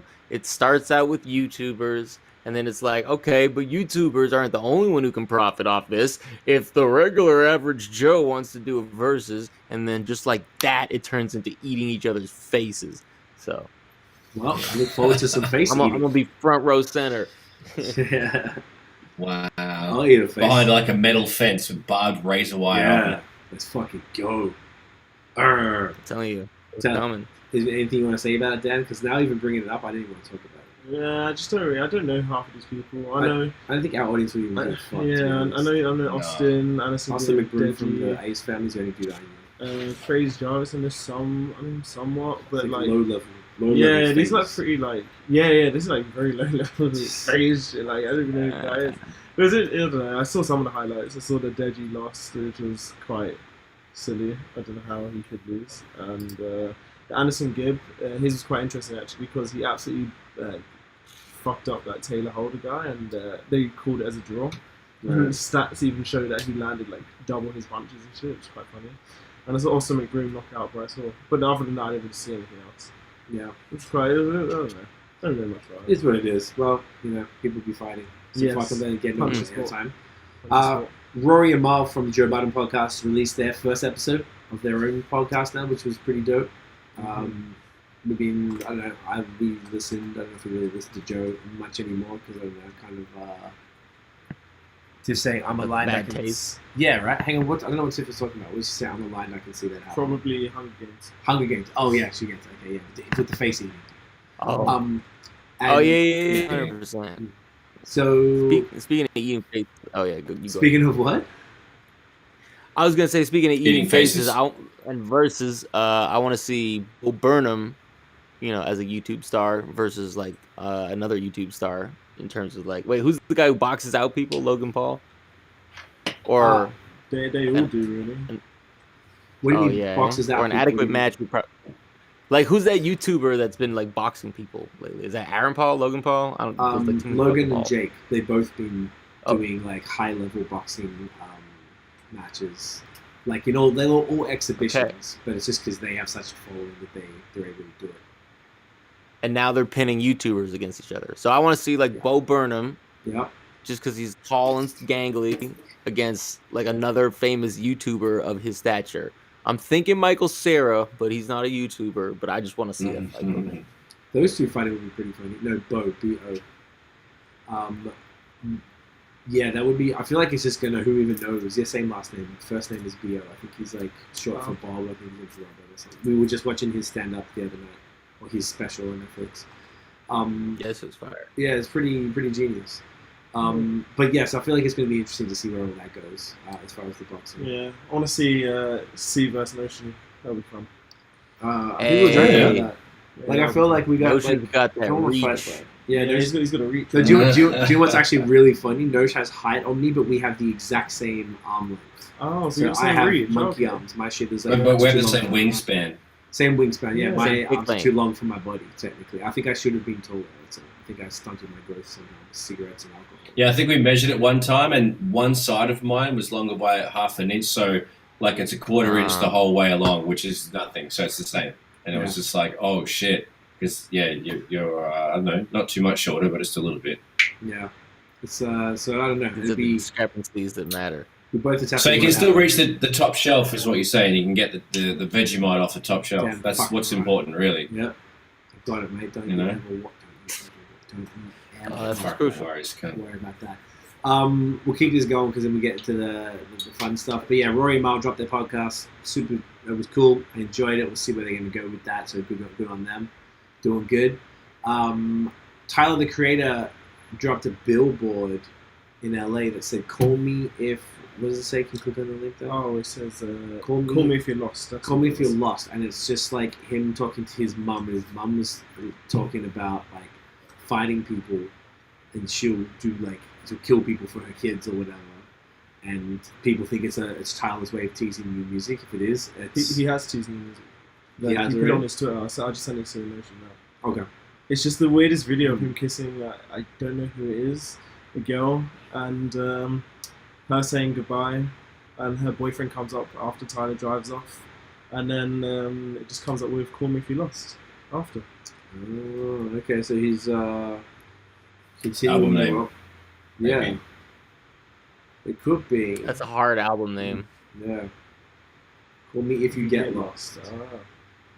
Interesting. But there's like a good That reminds me of what's the movie? Once Upon a Time in Hollywood. It's like it looks like that, like the type of shit from like the '60s or fucking set. Nice. Bad Times at the El Royale. Yeah. Nice. Okay, so good for Tyler. So maybe some shit coming. T.I. announced his final album called Kill the King is dropping. I don't know if anyone of us here are really bang heavy with T.I., but no, it's just news. Final album, though. Final, as in like he gonna retire on some Jay-Z shit. Yeah. Okay. I think so. Which is just the what is it? The greater good. It's just what happens. It needs to happen. It just needs to stop. Right? Yeah. I don't trust rappers when they say they're retiring, just because like none of them ever do. They never do. They never do. Yeah. Why would you though? You just take a fucking vacation, bro. Just take a shut up. Like if you wanna stop making music, stop making music, and then that's okay. And we'll be like, oh, wouldn't it be nice to have another one? Then you might come back. You never know. Otherwise, now you have to look like a dickhead. Be like, yeah, sorry guys, I lied. Yeah, like here I am. Didn't Nicki Minaj quit music like fucking 4 times in a row or some shit? I think so. Yeah. Or am I just talking shit? I don't know. I think she did after she quit. Didn't something happen with her? Did she have some sort of drama? I know she's had millions of them, but I think something happened, and that was why everyone I don't know, man. Was mad. Fame is the cruel mistress. But shit. I'm so sorry. I keep derailing the conversation. One more, and then we're gonna move on to the super fun part. Snoop announced. What is he? I think she might have put this here. Snoop presents unreleased songs in the early morning session. What's that about? Yeah, he was just live on his Instagram, and he's like in a studio just smoking constantly, and he had like 40 minutes of just new songs that he's either fully on or that he's just done features on, like pop songs or whatever the fuck. So I watched about 25 minutes or 20 minutes of the half of it. It was, the beats were fire. A couple of the tracks were like really suited. Didn't say any names or nothing. He really didn't talk, and he's just like, I just watched it while I was just drinking my tea, having my crumpets in it. So yeah, it was just new Snoop Dogg on the way. It was okay. I wasn't mad at it. So it was worthy of chatting about. So Snoopy D.O. Double Jizzle was doing his thing. Here for it. Love it. That life. Well, with that said, we're moving on. Which one are we doing? Overrated, underrated. All right. What do we need? We need a sound effect. We need a sound. We need to go the time for overrated. You're the best host. Yeah, you see that. You know the fucking vibes. Okay. Where do I start? Okay. I don't think I fucking know you. Can't get the fuck out of here. We'll keep it on the topic of music. Okay. Can you come over for me, mate? No. Yeah, mate. Sorry. Why sound like a sheep? Yeah. First one. Yeah, mate. Kendrick Lamar. Overrated, underrated. Underrated. Oh, am I deciding? Everyone's deciding, and you have to pick one, preferably like not as opposed to saying like adequately rated, because that's kind of boring. Oh, okay, I see you. Okay. Mm-hmm. Shit. Underrated. Overrated. I had a period of time where I really thought he was like, I always fuck with him, but I always thought just like everyone needs to just relax, like it's not that crazy, because I didn't enjoy everything to the level that everyone was screaming. Mm-hmm. I thought To Pimp a Butterfly was like actually fucking genius. It was the beautiful album. Masterpiece, thank you. I was gonna say perfect, but I was like, that's not the word I'm looking for. Masterpiece. But I feel like because he's been quiet for so long, I feel like he's gone back to maybe being underrated, but it's gonna be curious when he drops again. If he drops again. It's gonna be stupid. Well, people might go too far and go on the overrated side of things. Yeah. So why do you think he's overrated? It's exactly the same reason as you. Because I feel like everyone thinks he's generally the greatest rapper anyone's ever seen. No one's ever seen anything like it. Like, he's the best ever. No, he's not, man. Suppose. I don't think he's the best rapper. Like, that's like, hell no. I fuck with him. He's sick, but like he's not as good as a lot of his fans make him out to be. Like, he's not. I don't think he's on the level of like J. Cole. I think J. Cole's a better artist than him. A better artist or a better rapper? Honestly, you're probably making songs. Like who's? Yeah, see, that's the thing. J. Cole's a better rapper than Kendrick. I think. Oof. J. Cole's a way better rapper than Kendrick, man. I would never have said that. Interesting. I'm just curious. In terms of like, please break it down. Okay, well, like, name one Kendrick punchline. Like a punchline, like a simile or something. like the clever shit that J. Cole does, where it's like, you know, I put an M on your head, you Luigi's brother now. Oh, like kinda that shit. stuff. Like, you know, like that's the rapper shit that, like, you know, everyone from Royce to Talib to like fucking Big L to fucking, you know, like if you're gonna be the best rapper, you gotta at least throw a couple of those in there. And I don't really. I don't know if that's necessarily better than Kendrick saying, because he's way more technical.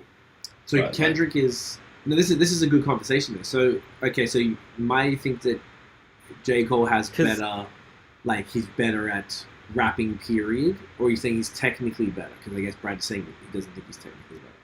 I think I would say he's like a better rap writer versus like Kendrick's thing is that he's really good at like doing interesting sonic pieces where it's like, you know, he'll do like a fast piece and then like you can dissect it and he's got a lot of alliteration going on. You know, like he tells stories a lot more than J. Cole does. Yeah, he does. And then J. Cole is more like I guess I rank J. Cole as a better rapper because like as a rapper, when I listen to J. Cole, I'm like, oh man, I gotta step it up. Versus when I listen to Kendrick, I'm like, I want to tell more stories and be more of like an artsy fartsy artist kind of thing, you know? Like, okay, that's like kind of like a Biggie Pac thing.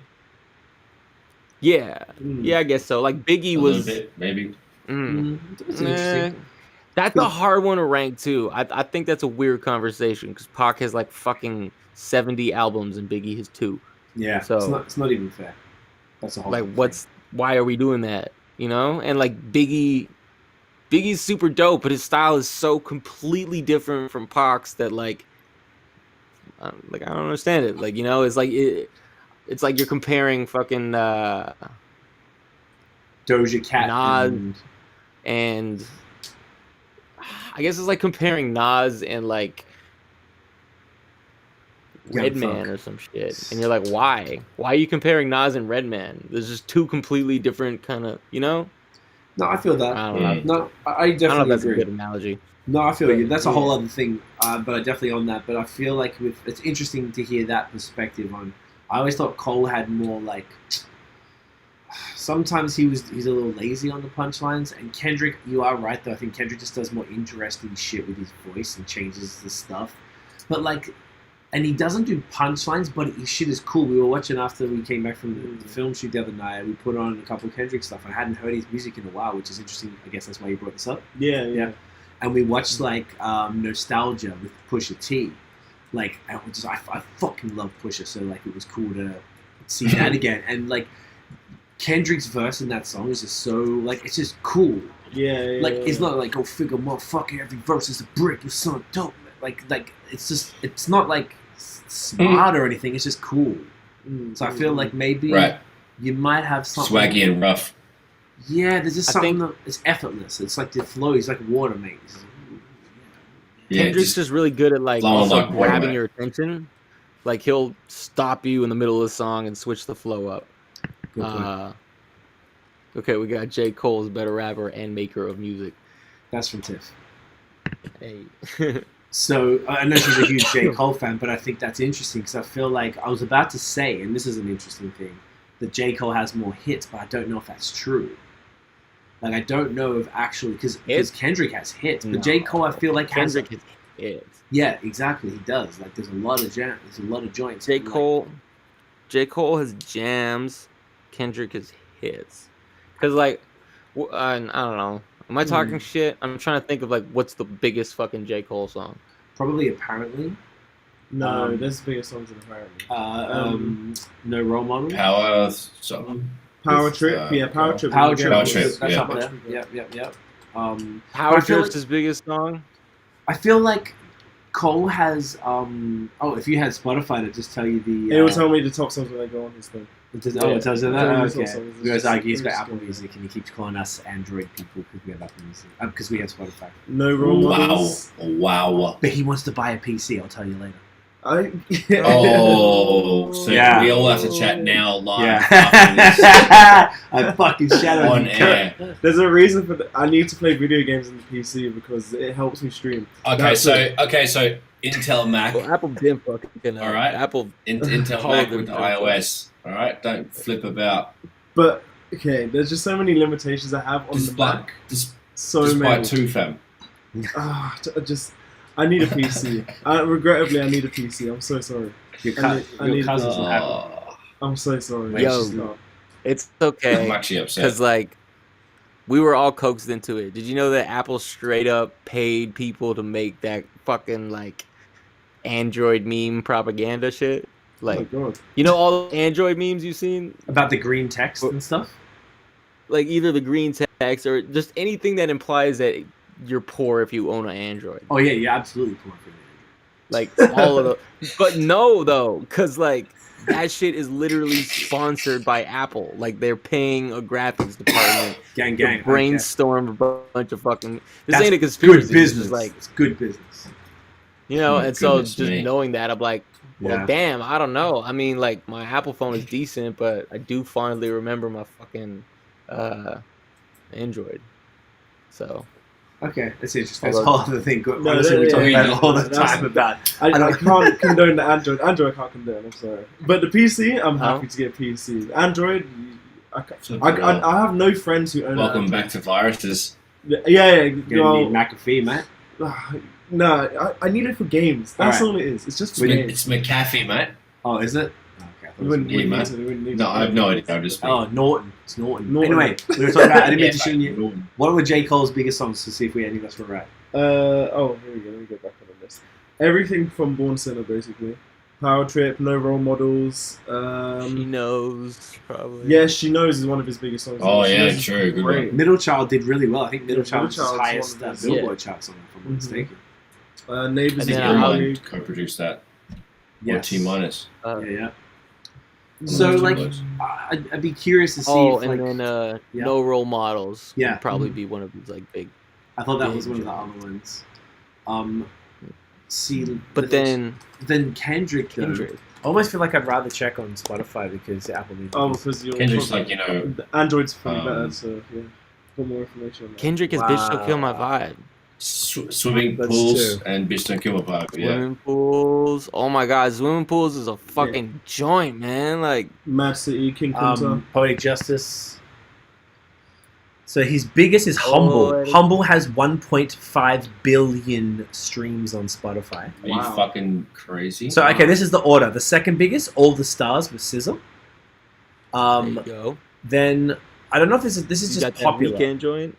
That's not on there. There's like Statistically, wonder if it's I got- still disagree. But like, Destroyed him. statistically, Are you saying like almost like culturally? Because Yeah, like All I Right is feel probably like All Right's only got 280 even million. like all the stars. I think that's a banger, but I wouldn't say that's one of his biggest songs. But it depends if you're looking at straight numbers. But no, I don't think the numbers speaks the truth. I think it's more. But you're it's looking at beyond other the factors. numbers. Yeah, I think it's Because like people don't talk about that song. I love that song. yeah, it's but- a great song.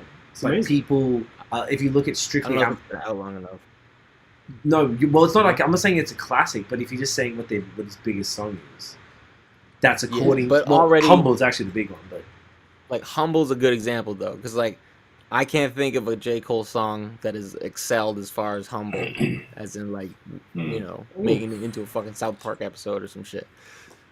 You yeah, know? I mean, Um, it's a fair point. I'm even looking through. Not that metric, but No, totally. But there are multiple metrics. And I think that's what you're both saying. It's basically, we're talking like zeitgeist shit here. Like what I'd be has nerding out. like a Bitch Don't Kill My Vibe has become. It's a thing. It's a thing that people say, right?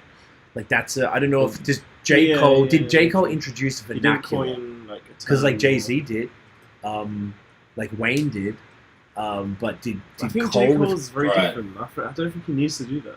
No, he's not doing. He's definitely not doing the same thing, and it's not even really fair to, No. to compare them. I don't know why we started like picking on these boys and Yeah. trying to. I don't know. He did have that one skit on his album where he was like, "Bitch is gonna be my new ad lib," and then I'm gonna do the high bitches, bitch, and then I'm gonna do the low bitches, Yeah. bitch. Bitch.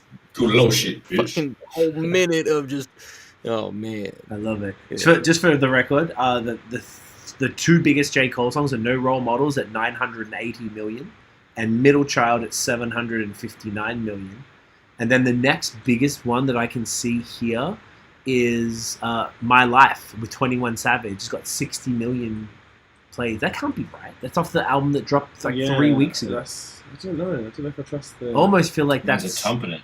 No, I feel like the Mads are buying plays and stuff. I've heard that before. Anyway, so I know we're going on about this Kendrick shit way too much, but I was just really curious because we've got at least three artists right here that might have some opinions. So Yeah. okay, I mean, I can go all day, man. Yeah, seriously. All right, what's the next one, man? Next one. We'll go on a different topic now. Pets that can't communicate, so they don't bark or meow. They just don't say anything. So like a fish or a tortoise, or yeah, or tortoise. Yes. Okay, but like I don't know. I got pet rats though, and they don't really communicate. But like they'll lick your hands and shit. But are they overrated or underrated? No, they're underrated. So they fall into the same They category. 100% underrated. So pets who can't communicate, so don't like indicate emotions and needs or whatever, like a cat and a dog, or you could argue a lot of other ones that aren't pets that are in the animal kingdom, like probably all primates that have, they can communicate, they can make noises and shit. Yeah. Like a giraffe, because now we know what noise it makes. What noise do you think a giraffe makes? That's a good version. I like that. That's good.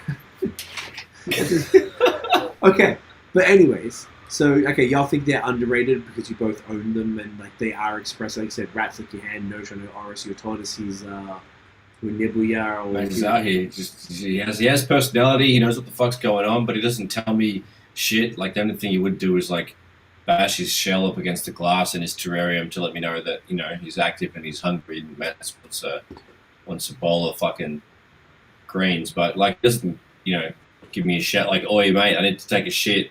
Come and bring a paper towel or something." There's no communication, so no, he's totally like out there. So I think it's quite easy to look after a cunt like that because then he just notice patterns and then there's no drama. But he still fucking sniffs a cunt. He knows I'm Papa Bear and we have a nice little time. I like that. I like that. That's cool. That's cool. I don't know if I go overrated because I don't know if they're necessary. This is the only thing about this specific segment is I don't know if like things are like if animals that can't communicate are overrated. We've had mice and birds and crap and since we were kids and like you said goldfish and bullshit, but I like them. Like I bangs with a little goldfish ting or whatever the fuck, like whatever. But I love if Oris made a noise actually. Yeah, it'd be cool if they did. Like if you could choose. Because if the cunt got lost, to be like, "Oi, mate, I'm stuck in it. Like I'm in the couch, or like I'm in the cupboard." Right. Just winch me out. You fucking that'll be helpful. Because sometimes it gets. I feel like he'd walk around saying, "Do I fucking know you cunt?" Oh my god! If he said that, I'd be like the happiest tortoise dad I could ever be. It's bloody beautiful. Oh. So I guess we're all saying underrated. Overrated as fuck. Yeah. Bang away. What's the point? What's the point, man? Like, I kind of no. I banged with a turtle. Turtles are cool. I think other than the turtle, I wouldn't want anything which doesn't bark snake or meow. Snakes don't even have ears, so they can't even hear you. And fish are boring. They don't do anything. What about a piranha that'll like if you put your finger in, it'll eat it? No, it's too scary. What about like a ant farm, like a big ass fucking wall full of ants, and they do wild shit. They got like a whole society and a Starbucks. And the Starbucks. They have meetings. And then they build condos. COVID tests. COVID tests. You could be like an ant sucking another ant's dick for some fucking cash behind. One of the buildings. No. Dark shit's going on. Dark shit. You're missing out. Fucking ant kingdom. Right? No, fuck that. It's called bad habits for a reason. I can't deal with a pet which doesn't say anything. Other than turtles, I think turtles are cool, man. I think they're so cool, and I'd have them. But you meet Notions. I need to. I'd like to chill with the turtle every day. All day. I mean, you can look after him. I'll send him up your way for a week, mate. Mate, please do. I'll look after him real good, mate. But he likes to take him to the park. Yeah, I'll take it to the park. I'll put him on a leash and take him to the park. Just get some birds, get some birds. Some shields, oh my god, you have a tortoise? I'm like, yeah, bitch, you see that? You see the tortoise? I'm down. Send him my way. First Y'all class. want to see my turtle? He'll poke his head out. Bet my turtle. Come over here, hit my turtle. Got hurted by him. I'm gonna live till I'm 85. You see some Touch my balls. Stay up late. Tell ghost stories. Boy, what's your problem, mate? You been fucked in the head or something? Sorry. Next one. Next one. Marmite or Vegemite? Vegemite. Oh, hang on. Veggie. Which one? Well, Marmite overrated. Wait, they're Vegemite both underrated. terrible. So what's the thank you. They're both terrible. Oh, thank God. They are both horrible. Set up. Can you, like, for 1 second, not be a fuckwit? That's what I think of you, man. That was definitely a Listen, fucking move for sure. I gave him Definitely. a fair shake. And Did you're talking you? to a man who once ate a goat testicle. Okay. Oh my goodness. No, that's wow. fair. That's fair. I would tell me you wouldn't. Okay, so you think they're both And shit. Marmite Like, worse than a goat testicle. I probably could imagine it is worse. Yeah, I can imagine it's worse. Marmite is horrendous. To be fair, I don't know if I think I told you this.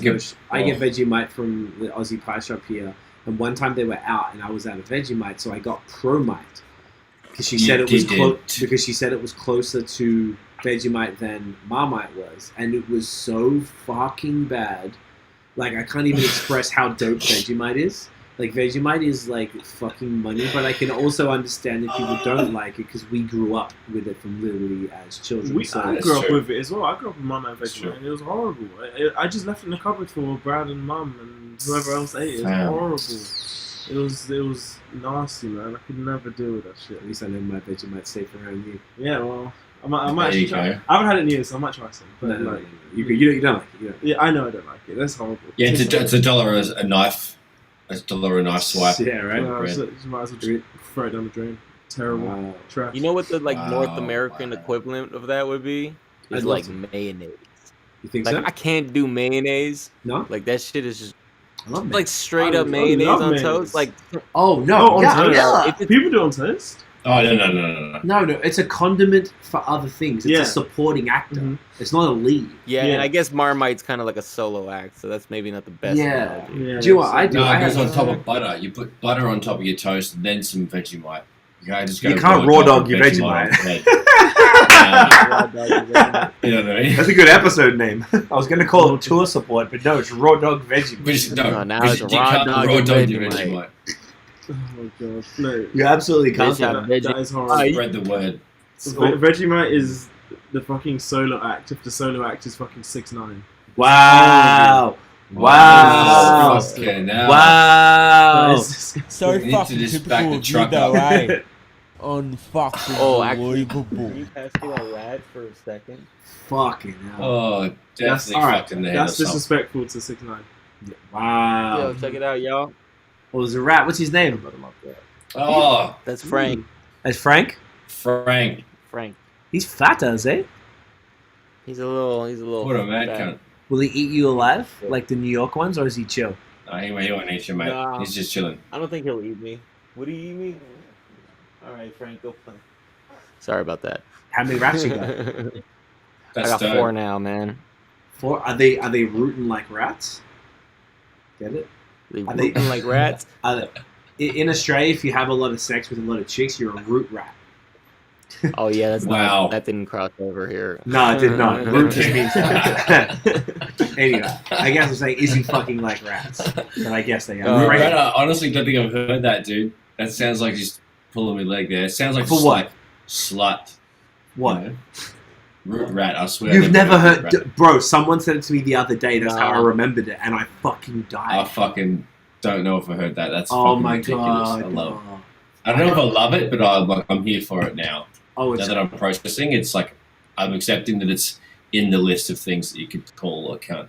yeah. So- and it's a positive. Thanks for thing. expanding my vocab, I guess. Well, Fucking works, hell, mate. that's Go back when I was like a root Just- rat in fucking high school, mate. You should have seen me. I was fucking smashing, Root mate. rat. Oh, fucking Yeah. oh, back in me root rat years. Used to Yeah. fucking There you go. Yeah. Root rat Way to just make ears. that shit sound ugly though. Like, damn, my root rat days. During my root rat stage, I fucking used to. Come on, buddy. Used to bag turn up that dirt to bags mud. Wow. Wow. Okay, All right, what's the next one? okay. Next one. OG gangster rap genre. Overrated, underrated. So we're talking like NWA, NWA. Dre, Yeah. all that West Coast shit. MC from, Ren, like, all of them, man. okay, late 80s, early 90s. Yeah. Yo, honestly. Here we go. Wait. Hot take. Hot take. No, not really. I was gonna Oh. say that shit changes depending on what age you are. Ooh, good Okay. point. Good one. Interesting. At the Like, time, continue the thought. Like when I was a kid and didn't know the full scope of hip hop, I was like, man, this is fucking, overrated. I mean, they're not even doing multi-syllable.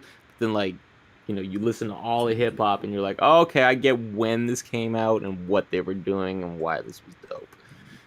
And you'll like smoke weed and go back to that time and listen to it in that context, and then you'll be like, oh, okay, I fucking get it. This is dope as shit. Yeah, I think there's always something to be said about being there when things happen. There's a lot of artists that I just wasn't listening to when they came out, and it's difficult to appreciate them. But Nosh and I were getting like, that was what got us into it. So it was like 91, 92 probably when we got into it, and it was through Snoop and Dre. So Snoop was 93, but like in the lead up to that, there was the Chronic stuff.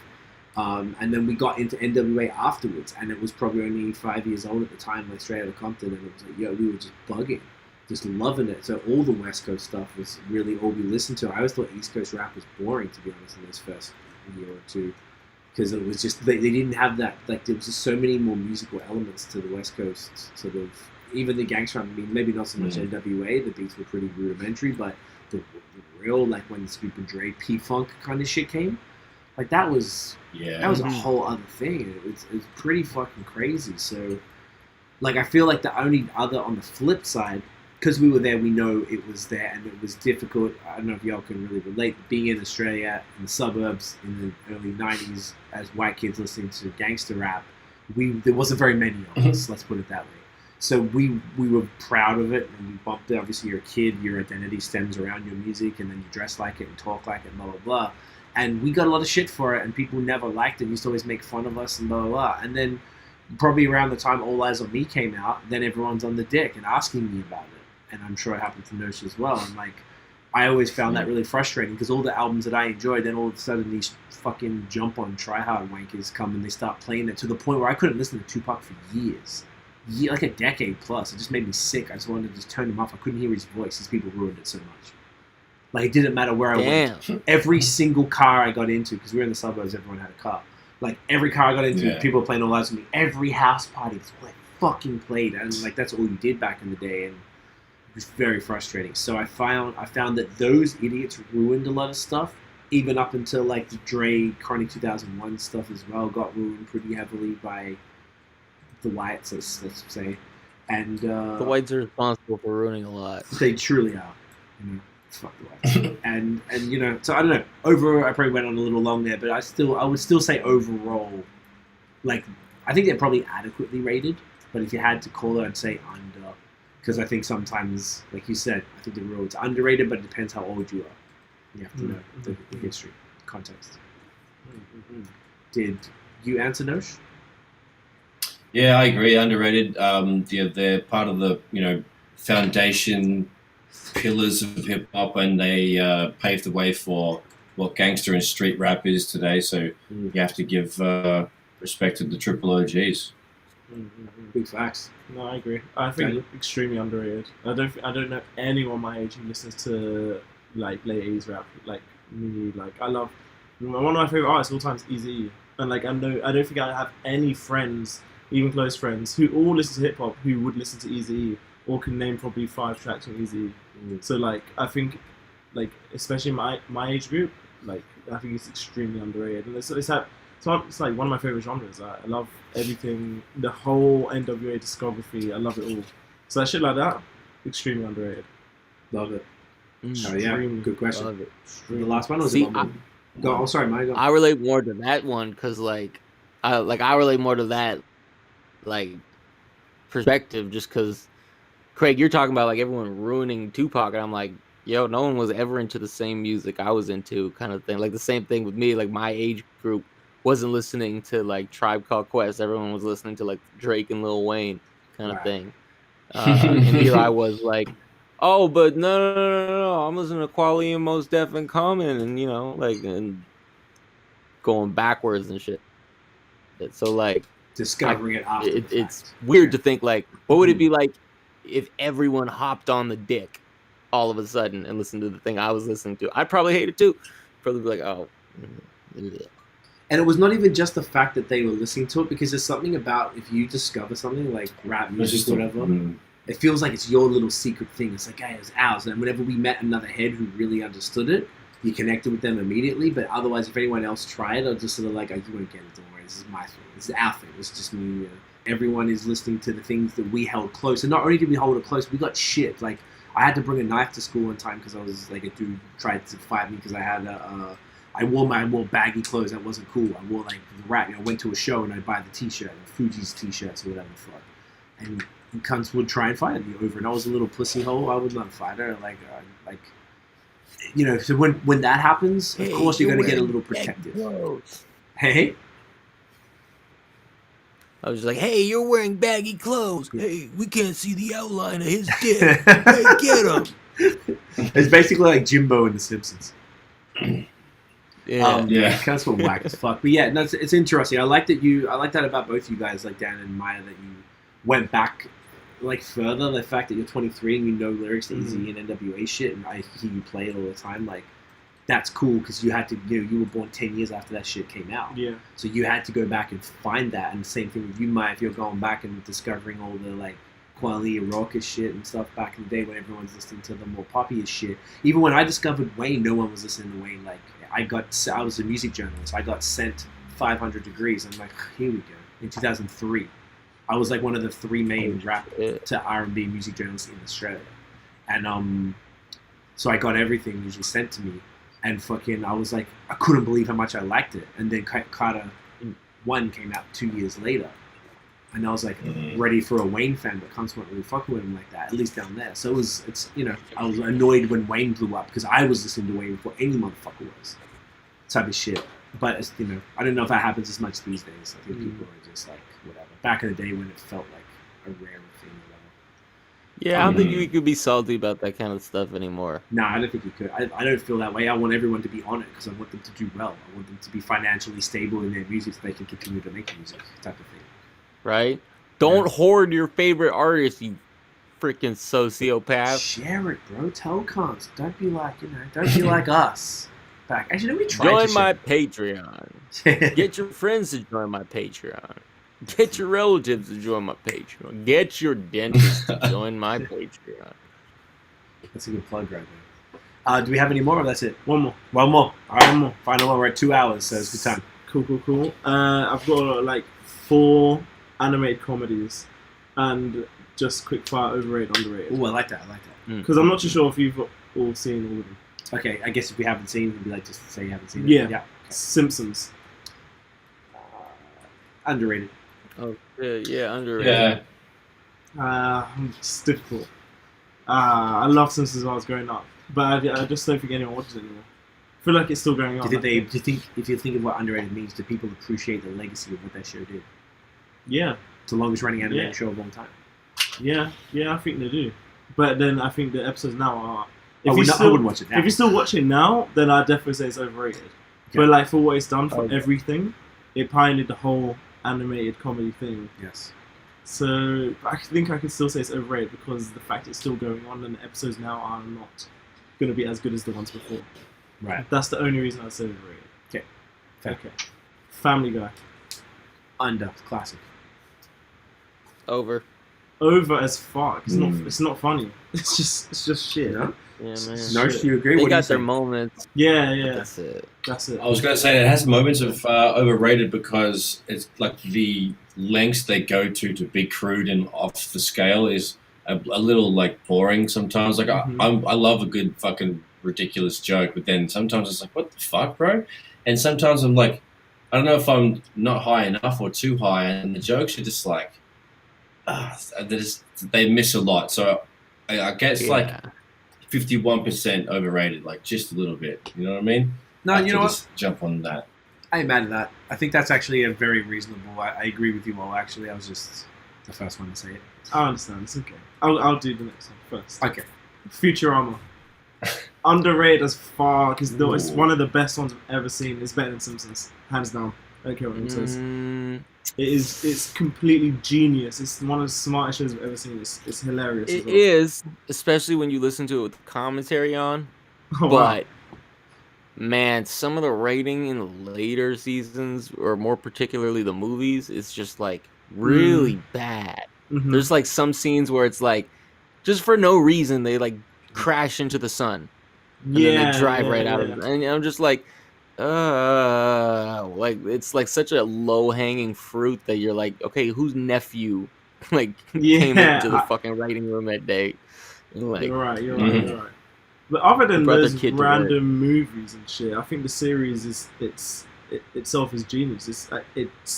It doesn't get the credit that it deserves, because I feel like Simpsons gets all the credit, whereas this came out at the same time, but people just didn't appreciate it as much because it's just more of a timely thing. I think it was released at the wrong time. I think it was if Futurama was released in 2020, that would be as big as Rick and Morty. Like, it would be that big. Yeah, 100%. I agree. It is like, now is peak sci-fi era. Yeah, true. So I say underrated. Under. Maya saying under. Nosh. Same. I'll say over just to be contrarian, but also because I've barely seen it and people lose their shit over it, so I can only say, from what I've seen, it didn't make me want to continue watching it. So therefore, by default, but I'm willing to have my mind changed. I get you. Craig is saying South Park pointed out best with Cartoon Wars. I actually don't recall that specifically. It's one of the episodes where they bring. Is it when they go to the other land and they go have Family Guy in it as well? Yeah, and Bart Simpson's in it. I think they have a bunch of other. Is that the one where they go to Imagination Land or whatever? And he's like, "My balls, suck my balls, Cal, suck my balls." They might be separate. I'm not too sure. Cat, you just gave him one of your little speeches, Cat, didn't you? And I used to be good at that. I smoke too much weed now. My voice is like 3 octaves lower. What's the next one? Final one, American Dad. Over as fuck. It's generally it's worse than Family Guy. It's shit. It's so shit. It's plagiarism. It gets old quick. Plagiarism. Yeah, literally. It's derivative of derivative. It sucks ass. I think everyone's too much of a copy from everything else too. Yeah, it's not a super well written show. Not at all. I would like to add a final one just for me now, since Craig brought it up. South Park. I think it's I'm going to say I just brought it up because I think it's perfection. It's probably it's the great. I think it's the greatest animated show of all time, and it's underrated. I don't think they're as appreciated as they should be. I wish they would produce more. It's just so timely. How do you do this within a couple of days after things happening and they've got episodes about it? It's incredible. I think under as well, because I feel like The Simpsons just takes all the glory, but then this is 100 times better, and it's been around for just as long. Yeah, it's only a few years later. Yeah. So I think underrated. I think it's got to. It's the best. It's the best. Yeah, it's nothing as good. Boys. Yeah, I gotta say under as well. I mean, they had a couple bad seasons, but I'm sure they're just burnt out. That's true. But then they got it back, and I love their pandemic shit. That shit. Oh my god! I haven't even seen it. Almost therapeutic. You haven't seen it? Yo, okay, you need to watch that, because it like literally it put like a smile on my face in the way that was like, yo, I ain't laughed like this since the pandemic started. So it's just like, okay. Yeah, it's legit. It's genius. It's funny as fuck. What do you reckon, Dosh? Underrated. It's the best. There you go. All right, so we're all aligned that it's the GOAT. The GOAT tier. Okay, if you could say anything else, come on. You can't have like a top 5 without South Park in it. In one, it's top 2. It has to be top 2. Yeah, top 2, but not 2. Yeah, not 2. 100%. So with that said, that's basically it. Within the 2 hours, always the interviews are always like great. So I don't want to like cut them short for the sake of keeping the episodes around the hour and a half mark. So this was super dope, Myer, man. Thanks for hanging out. Finally, I know like should have done it a long time ago. It took 57 episodes. Appreciate you. Congrats again. Man, Bless you, thank you so much for having me. I'm just like super stoked to be on board, you know, and it's an honor to be part of the show. And man, it's great to meet you as well. It's been a pleasure. And just like, yeah, man, this was a blast. I wish I wasn't so like, you know, operating on like one brain cell up here. It's been a long day, so you know, I'm a little lobotomized in the front. But you know, this was like mad fun, and thank y'all for having me so much. Appreciate it. Let's get the thumbnail. Come back soon. Oh no, we will. I'm going to tell you. If we're going to do a whole series, I'm going to do a podcast series for Relentless. That's like with everyone involved and really go deep. Pause with everybody, and everyone gets an episode when the album comes. So we're going to do the thumbnail, Maya. So you want to look pretty at the screen real quick, and take the screenshot. Well, stop yawning Jazz hands right here. Okay. Ready? Jazz hands. Oh, that's gorgeous. That's stunning. Maya, where can everyone, obviously they can find tour support, your new project with Boney Washington everywhere, all DSPs, wherever good music is streamed and sold. Where can everyone find you online, on social and web and all that good stuff? So it's just at Myer Clarity everywhere, Myer Clarity, CLARITY. Except for on Twitter, because I was too spicy with my first account, so now it's that Myer Clarity. But yeah, check it out, you know. Or you can even just go to MyerClarity.com and become a patron, where you can pretty much support me for the price of a coffee a month if you want me to make dope music faster, which I will with more money. There you go. I love that. It's amazing. Nosh, where can I find you? Mate, at Notion Baby on Instagram, Twitter, and Facebook. At IllNote Studios on Instagram and Facebook. IllNoteStudios.com. Holla at your motherfucking boy. Dan? I, Dan Johnson, on Instagram and Twitter and Twitch. I stream Saturday, Sunday, Wednesday. HTF, GXMIMG. Hit me up there. What about you? You can get me CWFOR on Instagram and Twitter. Everyone, thank you for watching and listening. Appreciate y'all. If you enjoyed the episode, smash the thumbs up and hit subscribe below. Hit the notification bell so you know when the new drops. Follow us everywhere at The Movement Fam. We go live every Monday at 8:30 p.m. Eastern. We'll be back next week. Maya, once again, thank you for hanging. Stick around because we'll wrap up after on the call here. I'm going to play us out with some rap songs produced by Notion. Boom, boom. Catch a gun. Catch a gun. Catch a gun. Whoa, have a good one. Catch a gun. Catch a gun. Have a good one. Yeah, catch a gun. Sonic is a mad gun. Sonic is a mad gun. Mad gun. Mad gun. Oh, that's THC.